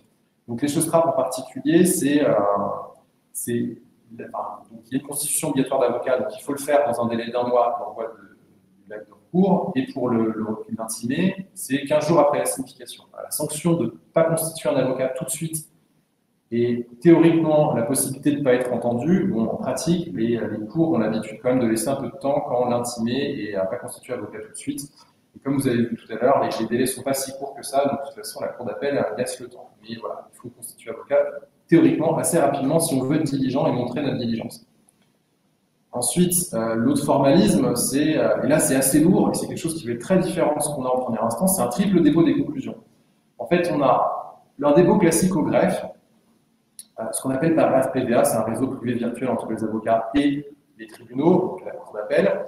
Donc il faut envoyer ça au greffe, il faut envoyer à la partie adverse, donc là on pourra encore passer par RPVA, et en plus de ça, il faut envoyer à l'INPI. Alors l'INPI n'a pas accès aux procédures dématérialisées entre avocats, donc c'est un peu cocasse parce qu'on est sur l'INPI qui pousse pour les dépôts, pour l'opposition, pour tout faire par électronique, rendre tout obligatoire par électronique, et dans le cas du recours en opposition, eh bien, ils ne peuvent pas. Donc on sera obligé, les plaideurs seront obligés d'envoyer par lettre recommandée accusé-réception leurs écrits à l'INPI et justifier auprès du greffe de la Cour qu'on a bien fait cet envoi LRAR. Donc voilà, c'est un peu grinçant, c'est un peu contre la logique que met en place l'INPI, et surtout, puisque c'est contre cette logique, eh bien, il ne faudra vraiment pas l'oublier. Donc attention, parce qu'on aura un problème d'irrecevabilité des conclusions qui ne seraient pas envoyées en papier à l'INPI. Et en plus, LRAR, donc voilà, c'est pas LR tout court, enfin, voilà, il faut faire très très attention sur la façon dont on dépose. Enfin, le formalisme des conclusions, voilà, on est sur tous les nouveaux moyens doivent être rapportés par rapport aux écritures présentes, doivent être formellement présentés de manière formellement distincte. C'est pas juste indiquer, commencer le paragraphe en disant voilà, voici un nouvel élément qui n'était pas en première instance ou qui n'était pas dans les précédentes conclusions. C'est formellement même la virgule, j'allais dire, la modification de texte, la suppression d'un mot doit être indiquée. Notre pratique, c'est de mettre un trait dans la marge. C'est très classique en procédure judiciaire, c'est très formel et c'est exigé aussi du coup en cours d'appel. Et ensuite, le fait que les conclusions soient récapitulatives, c'est très différent d'une procédure d'opposition OEB ou ce qu'on prévoit en France devant l'INPI, c'est-à-dire que si faut reprendre toutes vos prétentions dans vos dernières écritures. Vous ne pourrez pas à la phase orale dire ah ben je l'ai dit dans ma première réponse ou dans mon opposition et je ne l'ai pas redit juste avant la phase orale, bah, tant pis. Si vous n'avez pas redit en appel, si vous n'avez pas tout repris dans le dernier jeu de conclusion, ces demandes-là, ou ces objections-là, ou ces moyens-là sont plus soutenus. La raison simple, c'est que le juge, il a pour pratique de ne prendre que les dernières conclusions. Et il n'examine d'ailleurs le dossier qu'aux dernières conclusions, donc voilà, il faut qu'il y ait tout dans les dernières conclusions. Et donc il faudra faire ça en recours sur opposition, alors qu'en opposition, vous n'auriez pas du tout cette pratique. Donc on recommande quand même. Alors, c'est difficile de vous dire entrer en opposition en prévoyant le recours, en prévoyant si ça se passe mal, mais en fait, il faudrait déjà avoir ça en tête et intégrer ces principes de procédure judiciaire dès le recours. Alors là, on avait une question pour vous, Gérard, c'était le RPCR le RPCR 2020 prévoit à l'article 12.2 ou 12.4 d'indiquer clairement quelles sont les modifications par rapport à la première instance. Ça n'implique pas d'être aussi formel que ce que je viens de souligner pour la cour d'appel. Comment est-ce qu'on procède en pratique? Gérard? Oui, oui. Peut-être c'est pas aussi formel que pour la procédure française, mais il faudra toujours bien indiquer les modifications, ce que vous avez modifié, et surtout, il faudra démontrer que cette modification, elle surmonte des objections et donc ou des questions qui sont soulevées par les autres parties. Et ça vaut au niveau de la première, si vous voulez, au premier tour, ce qu'on appelle le premier niveau de convergence, donc avec le mémoire et la réponse au mémoire, et ça vaut l'application de l'article 12, et l'exercice du pouvoir d'appréciation 12.4 à 12.6, mais ça vaut aussi pour le deuxième tour, c'est-à-dire que vous répondez à la réponse et l'autre partie répond de nouveau à votre réponse. Donc, c'est ce qu'on appelle le deuxième niveau de convergence. Il faudra toujours indiquer les modifications que vous faites et si vous faites des propositions de revendication, pourquoi vous les faites et en quoi cela consiste. Et puis après, là, il n'y a plus rien à faire, si vous voulez, ou ça va être très très strict, c'est quand vous êtes convoqué à la procédure orale, et là, plus ou moins, donc c'est le pouvoir d'appréciation, c'est l'article 13, paragraphe 2, et dans ce cas-là, des modifications sont possibles, mais exceptionnellement. Il faut des circonstances exceptionnelles, et ce qui veut dire en d'autres termes que c'est possible. Voilà, c'est ce qu'on peut dire sur ce sujet-là. Et tout cela, il faut voir comment ça va évoluer avec la jurisprudence et l'application de ces nouvelles dispositions. Mon expérience me dit, donc à l'époque, quand il y a eu la grosse réforme en 2003 du règlement de procédure, ça a mis un certain temps jusqu'à ce que les choses ont changé. Je pense que là, avec cette modification, ça va aller plus vite, mais ça mettra peut-être encore un peu. Donc à la fin de l'année, il y aura déjà des décisions importantes sur toutes ces questions.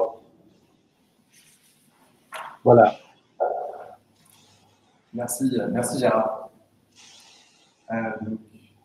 Oui, alors voilà, formalisme et les délais indiqués tout à l'heure, je le dis très rapidement, sont vraiment impératifs. Si on ne respecte pas le délai d'un mois pour l'acte de recours, on est caduc, l'acte de recours est caduc, donc l'appel est perdu. Sauf si on justifie d'un cas de force majeure, mais c'est assez difficile. Et si les conclusions dans les délais de 3 mois indiqués ne sont pas déposées en temps utile dans le bon formalisme, elles sont irrecevables d'office. Donc voilà, on a vraiment des choses trappes qui sont pénalisantes. Je passe très vite sur les modalités de l'acte de recours. Vous aurez le support à votre disposition. Puis il y a des subtilités dans lesquelles on n'est même pas rentré sur la question d'avertir le confrère. Voilà, des choses très avocats qui justifient. Alors, la nature civile prévue en recours justifie de manière obligatoire une représentation par l'avocat, mais aussi une représentation qui est assez naturelle par l'avocat, parce qu'on est vraiment habitué à ce genre de formalisme. Voilà. Ça aurait été dangereux d'exclure, de faire une exception sur la représentation obligatoire par avocat dans le cadre de ce recours. Les aspects de procédure civile ont aussi un impact, pas que sur la forme, mais sur le fond. et en particulier sur ces 4 éléments-là. Donc, c'est des points qu'on a déjà un peu vus sur la première instance avec Julia. Et puisqu'on passe en procédure civile et qu'on n'est plus dans une procédure administrative, on réouvre tout un champ des possibles, notamment sur la gestion des éléments tardifs, la question de la preuve, des interventions et la question des renvois. Donc, dans le détail, sur la gestion des éléments tardifs, autant en première instance, comme le disait Julia, ça peut être pris en compte si on respecte le contradictoire. Si on respecte le contradictoire, donc ça peut, on va voir ce qui sera mis en pratique. Là, c'est expressément prévu que c'est possible pour une partie de déposer des éléments, de déposer de nouveaux moyens, de nouvelles pièces, de nouvelles preuves. C'est le texte cité, R411-38 CPI, le dit in extenso. C'est d'ailleurs le cas d'une procédure d'appel classique, donc c'est pour ça que ça a été repris dans le CPI. Et donc vous pouvez arriver avec un document que vous étiez réservé ou que vous aviez trouvé au dernier moment. Vous pouvez arriver avec de nouveaux moyens. La seule limite, c'est ce qu'on appelle les prétentions ne doivent pas être nouvelles. Il faut analyser ce que c'est qu'une prétention. Une prétention est nouvelle, enfin une prétention n'est pas nouvelle si elle tend aux mêmes fins qu'une prétention précédente. Ça veut dire que si on prend au sens large, la prétention de l'opposant, c'est que le brevet doit être révoqué. Et à partir de là, on peut invoquer tout un tas de nouvelles choses, de nouveaux moyens, et même on pourrait envisager un nouveau motif. Et de fait, en procédure d'appel classique, sur une demande en nullité, vous êtes en appel. Si vous aviez invoqué la nouveauté de l'activité inventive devant le juge de première instance, tribunal judiciaire, vous n'êtes pas irrecevable à invoquer une insuffisance de description devant le juge d'appel. Donc, de la même manière, puisque c'est très ouvert en procédure judiciaire et puisqu'on rejoue complètement le match, et qu'on peut même modifier une partie des données, on pourrait invoquer un nouveau motif. On change de logique, en fait, par rapport à la commission d'opposition, et on s'éloigne complètement de la logique des chambres de recours à l'OB et des divisions d'opposition à l'OB. Au lieu d'avoir ces 3 étapes de convergence que soulignait Gérard, en fait, là, on remet le débat est complètement ouvert sur les pièces, les preuves, les moyens et même éventuellement les motifs. À voir si la Cour d'appel va modifier les choses, mais la Cour d'appel elle a assez peu de marge de manœuvre parce que cette question de prohibition des prétentions nouvelles, c'est un principe de procédure civile comme dit. C'est la Cour de cassation qui régit ça sur tout un tas d'autres sujets que les brevets. Donc il n'y aura peut-être pas beaucoup de marge de manœuvre pour fermer le robinet si le juge voulait le faire. Sur toujours gestion des éléments tardifs, qu'en est-il côté titulaire? On était plutôt côté opposant, on a envie de rajouter un nouveau document, de rajouter de nouveaux moyens. Le titulaire, c'est requête auxiliaire. Qu'est-ce qu'une prétention nouvelle au regard des requêtes auxiliaires? D'abord, on regarde ce qu'on voit en retour maintenant avec le RPCR 2020, on peut se poser la question qu'est-ce qui se passe pour des requêtes auxiliaires qui ont été déposées devant l'INPI, jusqu'à la requête subsidiaire 6-7, mettons. L'INPI a autorisé un maintien sous forme modifiée de la requête auxiliaire subsidiaire 5, donc la 6 et la 7 n'ont pas été examinées par l'INPI. Alors là, on est assez rassurant, les prétentions nouvelles sont examinées en fait par rapport aux écrits des parties. Donc si on a écrit devant l'INPI qu'on a une requête 6-7, et même si l'INPI ne l'a pas examinée en fait, on pourra toujours soumettre cette requête subsidiaire 6-7 devant la Cour d'appel, et la Cour d'appel ne devrait pas considérer que c'est une prétention nouvelle. Donc elle pourra, si elle considère que la requête subsidiaire 5 finalement n'est pas valable, elle pourra passer à la requête subsidiaire 6 ou 7 et 7. Donc ça c'est plutôt rassurant. Par contre, qu'en est-il des requêtes auxiliaires qu'on n'aurait pas déposées devant l'INPI et qu'on ne déposerait qu'en recours?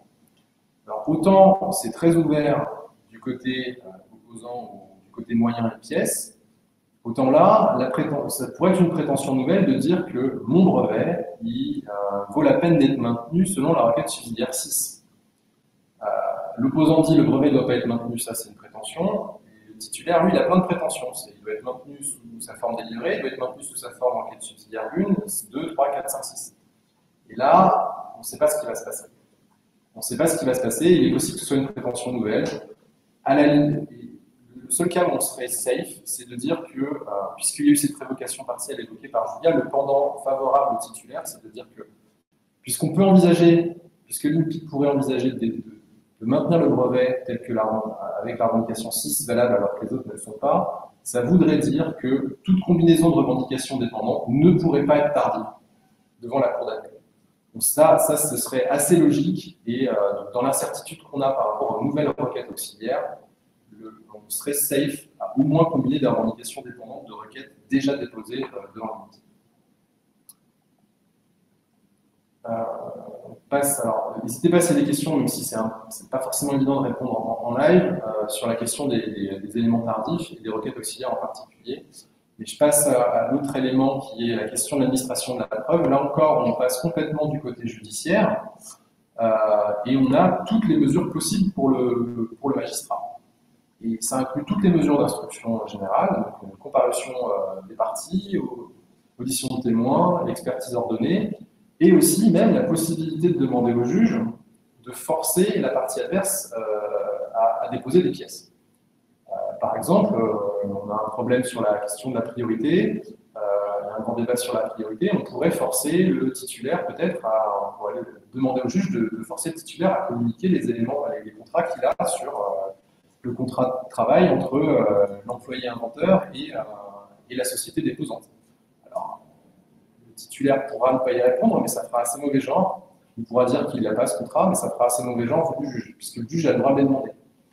Et aussi, c'est un cas qui existe, la possibilité, qu'on a exercé ici en interne, c'est la possibilité de demander au juge, éventuellement sur requête, d'aller chercher une preuve de divulgation antérieure, par exemple, qui serait chez le titulaire. Si on invente une commercialisation antérieure au dépôt du brevet, qu'on n'a pas les éléments, nous opposants, puisqu'on est tiers à cette commercialisation, qui est un petit peu discrète mais pas confidentielle, alors on pourra aller demander au juge d'aller une mesure d'instruction pour aller chercher la preuve avec une mesure multiple proche de la saisie contrefaçon, d'aller faire une descente avec un huissier chez le titulaire pour aller récupérer les éléments de preuve liés à cette commercialisation un peu trop avant le dépôt.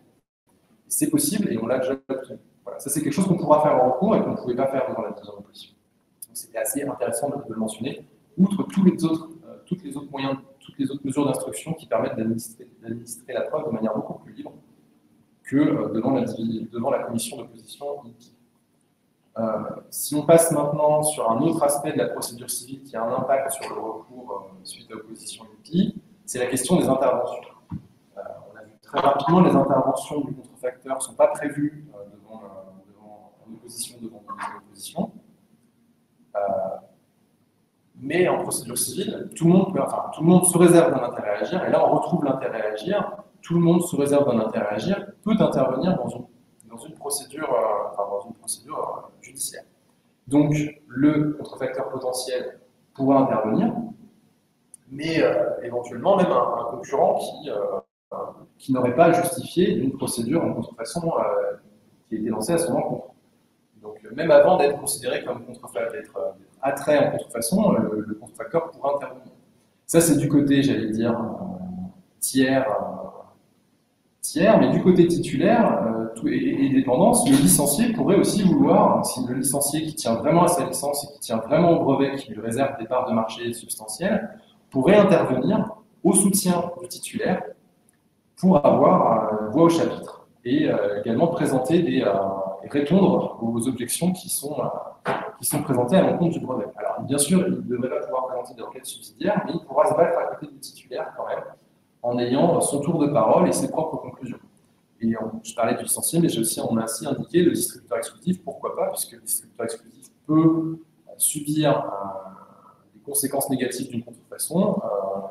Il est aussi en droit de dire que finalement, si son exploitation est protégée par un brevet, il va vouloir que ce brevet soit maintenu, qu'il faut aussi intervenir. Ça, c'était les interventions volontaires, et on connaît aussi un autre type d'intervention dans la procédure civile, qui sont les interventions forcées. C'est le tiers n'a pas envie, spontanément n'intervient pas, mais on demande, nous, parties à la procédure, on demande à faire intervenir ce tiers.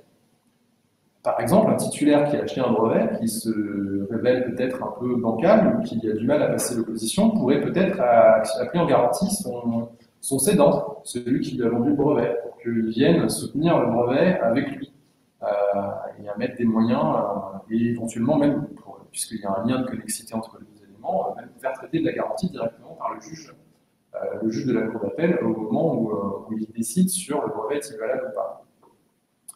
Et alors là, c'est un point d'attention qui est particulièrement intéressant, c'est il y a une garantie, il y a la possibilité de cet homme de paille qui permet de vous cacher et qui aurait un effet qui peut éviter l'autorité de la chose jugée qui viendrait sur la décision d'appel.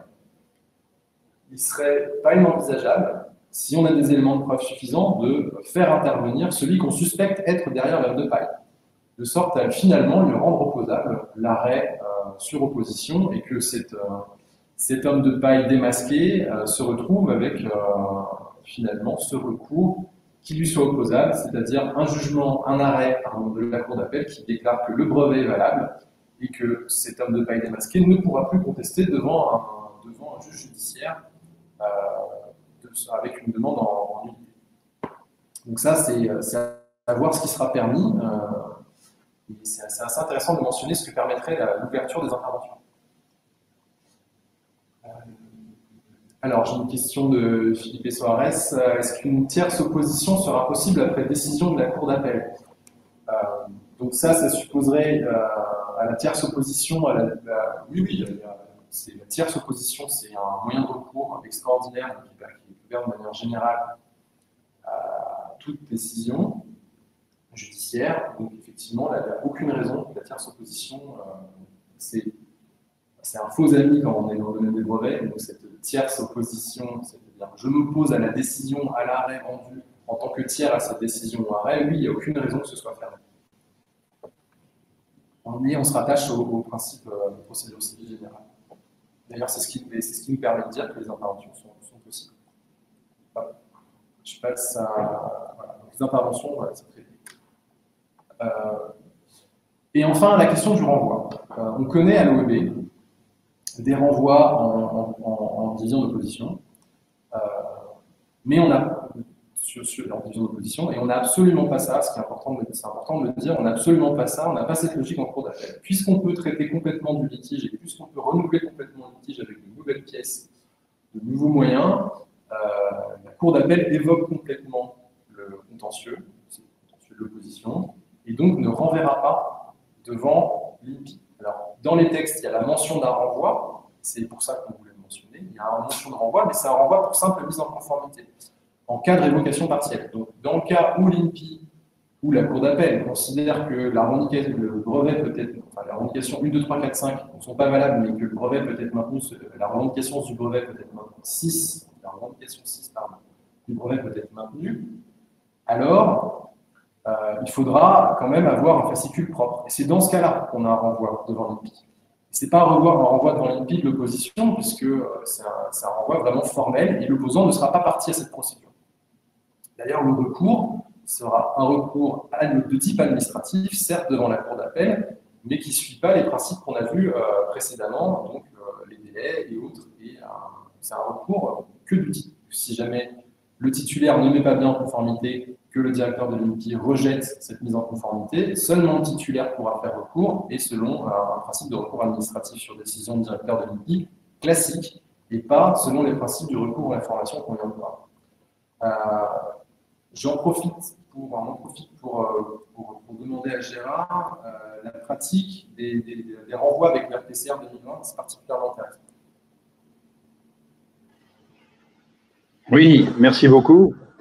Alors, comme vous le savez, l'article 11 du règlement de procédure de 2020, l'idée qu'il y avait et qui a été retenue par le Conseil des chambres de recours et par le Conseil d'administration, c'est que, et ça a été poussé surtout par un magistrat allemand qui travaille au BGA à Karlsruhe, il faut éviter le renvoi. Donc, ils ont écrit dans le règlement de procédure, il n'y a pas de renvoi, le principe, on ne renvoie pas, sauf raison particulière. Ils ont précisé également, ce qui était déjà le cas un peu avant, qu'un vice majeur pouvait justifier un renvoi et constituer donc une raison particulière. Alors, un vice majeur, c'est par exemple un vice substantiel de procédure, le non-respect du principe du contradictoire, etc. Alors, cette disposition, donc cet article 11 du règlement de procédure, est applicable depuis le 1er janvier, et il y a bien une trentaine ou une quarantaine de décisions qui ont été rendues, et étonnamment, il n'y a que 4 décisions qui ont décidé du renvoi, enfin d'après mon comptage, peut-être je me suis trompé, il y a une ou deux décisions que j'ai oubliées, mais en tout cas, d'après mon comptage, il y a 4 décisions qui n'ont pas renvoyé et toutes les autres décisions ont systématiquement renvoyé. Et donc, le cas classique, c'est que le recours, par exemple, ne porte que sur l'article 83 et 84. Et donc, il y a eu recours. Et l'idée, c'est que la Chambre de recours, une fois que les conditions sont remplies pour l'article 83 et 84, que la Chambre de recours, elle continue à traiter, dans le cadre d'une seule instance, bien sûr, il n'y a pas 2 instances, la question de la nouveauté de l'activité inventive. Donc ça, c'était l'idée de départ. Dans la pratique, c'est absolument pas le cas. C'est absolument pas le cas. Les chambres de recours considèrent que le simple fait que si le recours n'a porté que sur un aspect, article 83 ou 84, il faut poursuivre l'examen des articles 54 et 56 en première instance, donc il faut renvoyer à la première instance.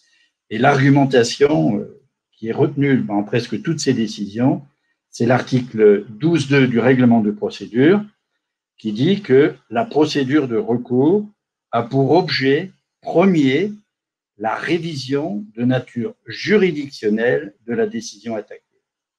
Donc, en fait, les chambres de recours, elles retournent un petit peu ce qu'on a voulu faire avec l'article 12.2 en disant le recours, je suis désolé, c'est que de vérifier d'une manière juridictionnelle la décision attaquée. Dans la décision attaquée, il n'y a pas de 54, il n'y a pas de 56, donc on renvoie. Et toutes ces décisions, donc là, il y en a vraiment beaucoup, ont renvoyé, et il n'y a que 4 décisions qui ont accepté, mais ce sont si vous voulez, des cas un peu particuliers. Si vous voulez, je peux vous expliquer les 4 décisions, mais si peut-être il y a une question de temps, on peut revenir plus tard. À vous de décider, Lionel et Julia. Oui, alors désolé Gérard, effectivement, on est un peu à court de temps, donc on ne pourra pas rentrer dans ces détails. Je pense que c'est très utile, effectivement, de noter qu'il y a un renvoi quasi systématique, sauf 4 particuliers. Je ne vous entends pas. Première instance, et donc il faut s'attendre à des délais très rallongés sur le traitement des oppositions complètes après recours. Parce qu'on aura un renvoi en première instance et donc un nouveau recours, et donc l'intention indiquée dans du RPCR qui allait avec le RPCR de manière parallèle de raccourcir le recours à 30 mois, on va se retrouver avec de fait des oppositions purgées de tout recours beaucoup plus lentes. Voilà. Merci Gérard. Je passe à la troisième partie. Il nous reste assez peu de temps et je ne sais pas, après j'imagine qu'un certain nombre de personnes sont engagées derrière. On va essayer de tenir le timing. C'est un peu faites vos jeux avec cette possibilité de nouvelle opposition INPI. Quels sont les éléments de décision pour l'actionner par rapport à une demande en nullité? Vous aurez le support, voilà, pour faire un rappel, je ne vous apprends rien, si vous identifiez un brevet d'un concurrent comme une menace, vous avez différentes options possibles. Celles qui nous intéressent le plus, je ne vais pas toutes les mentionner, mais elles sont là. Celles qui nous intéressent le plus, donc c'est la comparaison un petit peu action judiciaire en unité, opposition devant l'OEB et opposition devant l'INPI. Donc si on simplifie, dans le cas précédent, avant l'opposition devant l'INPI, la question c'était l'opposition devant l'OEB en préventif ou action judiciaire en demande en unité en préventif, ou alors on est vraiment les contraintes. Bon.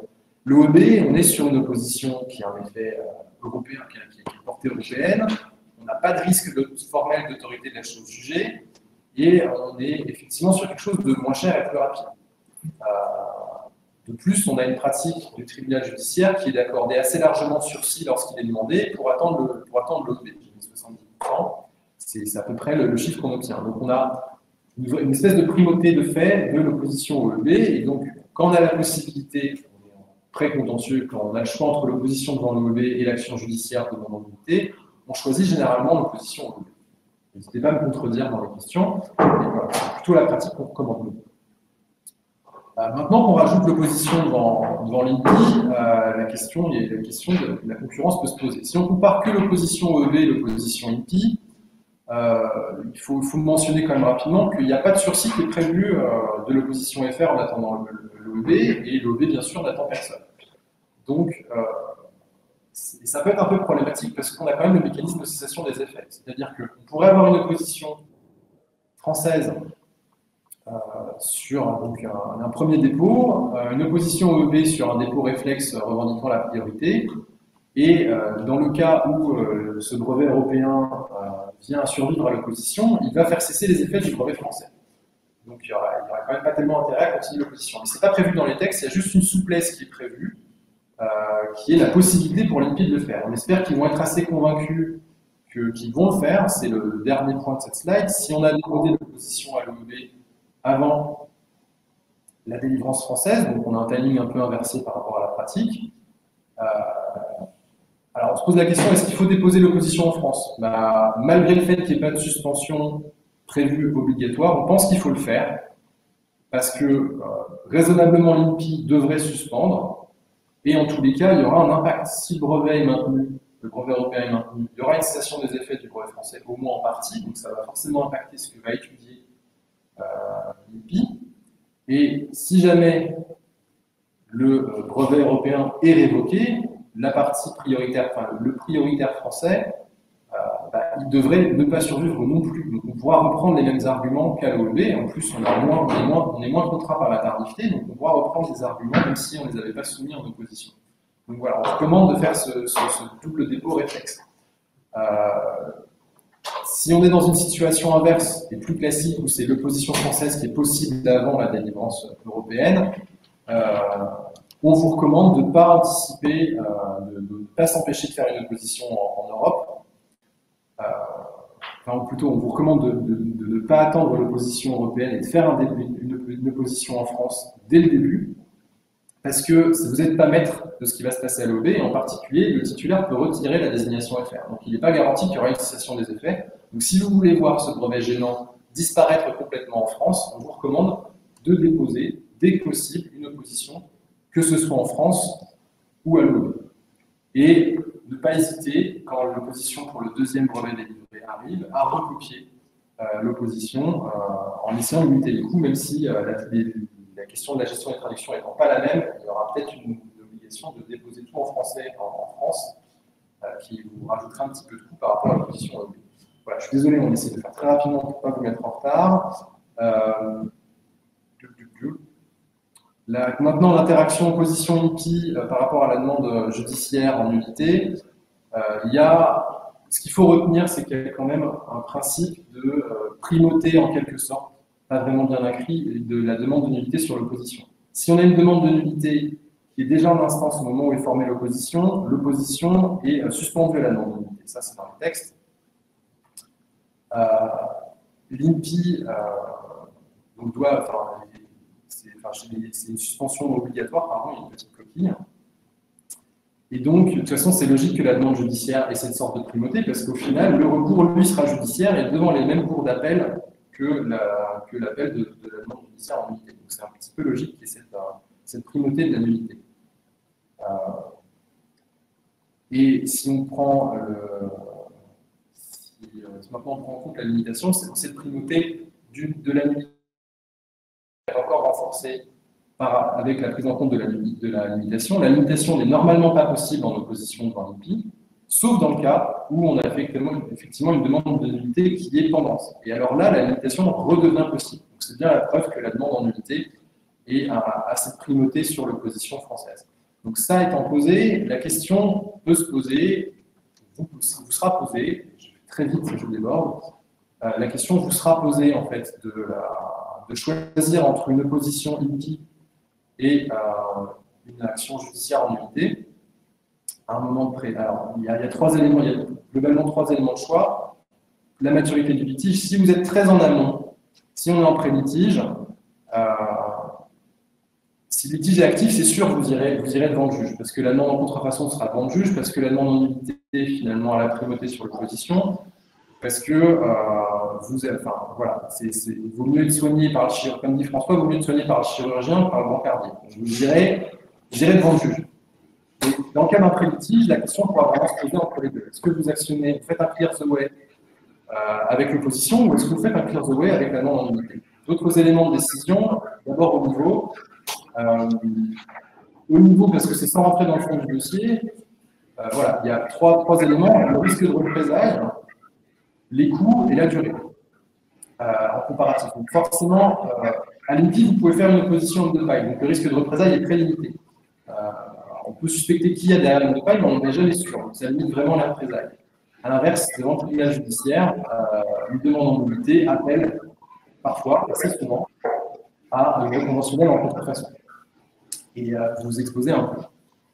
Les coûts, bon voilà, ils sont avec les pictogrammes, juste pour le dire, forcément c'est un peu plus cher en première instance devant le tribunal judiciaire. Je mentionne juste qu'en appel, ce sera le même coût, parce que ce sera devant le même magistrat et avec les mêmes possibilités. Et là, j'invoque le remboursement des coûts, il n'est pas prévu à l'INPI, sauf équité, ce qui arrive assez rarement à l'OEB, je pense, ça arrive assez rarement devant l'INPI. Pour le tribunal judiciaire et la cour d'appel, c'est pavlovien, c'est prévu. On ne récupère pas tout, mais on en récupère une partie quand même.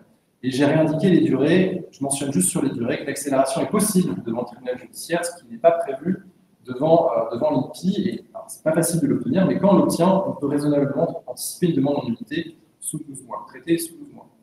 Et enfin, là, ça va être la dernière slide. Quand on rentre dans l'avant-dernière slide, quand on rentre dans le détail du dossier, voilà, il y a différents points qui sont plus ou moins en faveur de l'une ou de l'autre des procédures. Je ne l'ai pas dit, mais le petit alter, c'est pour dire c'est le point fort, et le bras en écharpe dans un plâtre, c'est le point faible. Voilà, il y a tout un ensemble de choses, notamment les motifs qui ne sont pas traités exactement pareil selon la procédure judiciaire ou selon l'INPI. Ce qu'on suspecte d'être l'INPI, ce qu'on suspecte d'être comme à l'OEB un peu. Les moyens de preuve, on en a déjà parlé. Et voilà, ça se déduit après assez facilement de la présentation, je vous laisserai le lire. Et enfin, je mentionne, voilà, on a mis quelques cas pratiques, alors je n'ai pas mis les réponses, on mettra les réponses dans le slide diffusé, enfin ce qu'on suspecte être les réponses, différents cas où en fait on peut se poser légitimement la question de s'il ne vaut pas mieux faire une demande en nullité qu'une opposition, compte tenu des points forts et points faibles pointés précédemment. Le seul que je vais pointer maintenant et qui est intéressant, c'est qu'on a une fenêtre de tir là. L'INPI commence tout juste depuis le 22 mai à analyser l'activité inventive pour les demandes déposées à compter du 22 mai. Donc elle va faire des rapports de recherche préliminaires où elle va prendre en compte l'activité inventive que pour ces demandes-là. Et pour toutes les demandes qui ont été délivrées, enfin, qui ont été déposées avant et qui vont être délivrées là, qui ont été déposées avant le 22 mai, et ben, l'activité inventive est traitée dans le rapport de recherche, n'est pas traitée à l'examen, et vous avez des oppositions pas chères, faciles, à faire sur la base du rapport de recherche pour cette fenêtre de tir pour toutes les demandes déposées avant le 22/05/2020 et qui seraient délivrées uniquement sur une nouveauté manifeste et potentiellement faible en activité inventive. Côté opposant, voilà, vous avez des oppositions faciles. Côté titulaire, vous avez à faire attention au fait que votre opposition sera beaucoup plus sévère que l'examen et le rapport de recherche devrait être traité complètement pour éviter des oppositions si vous êtes sur une matière précontentieuse. Voilà, désolé pour le petit dépassement. Merci à tous d'avoir été présents. On préfère en présentiel comme on fait tous les ans. On espère que l'année prochaine, il n'y aura pas de difficulté pour le faire physiquement. En tous les cas, on a eu des questions. Merci, c'est agréable de ne pas parler dans le vide. Et si vous en avez d'autres, n'hésitez pas. Cette présentation vous sera diffusée. Normalement, la vidéo de l'intervention aussi vous sera accessible à la suite du séminaire, sous réserve des modalités techniques pour le diffuser. Et merci à tous de votre présence continue. Merci Julia, merci Gérard, merci beaucoup de tous ces éclaircissements. Merci beaucoup à vous aussi, hein, merci, c'était bien sympathique.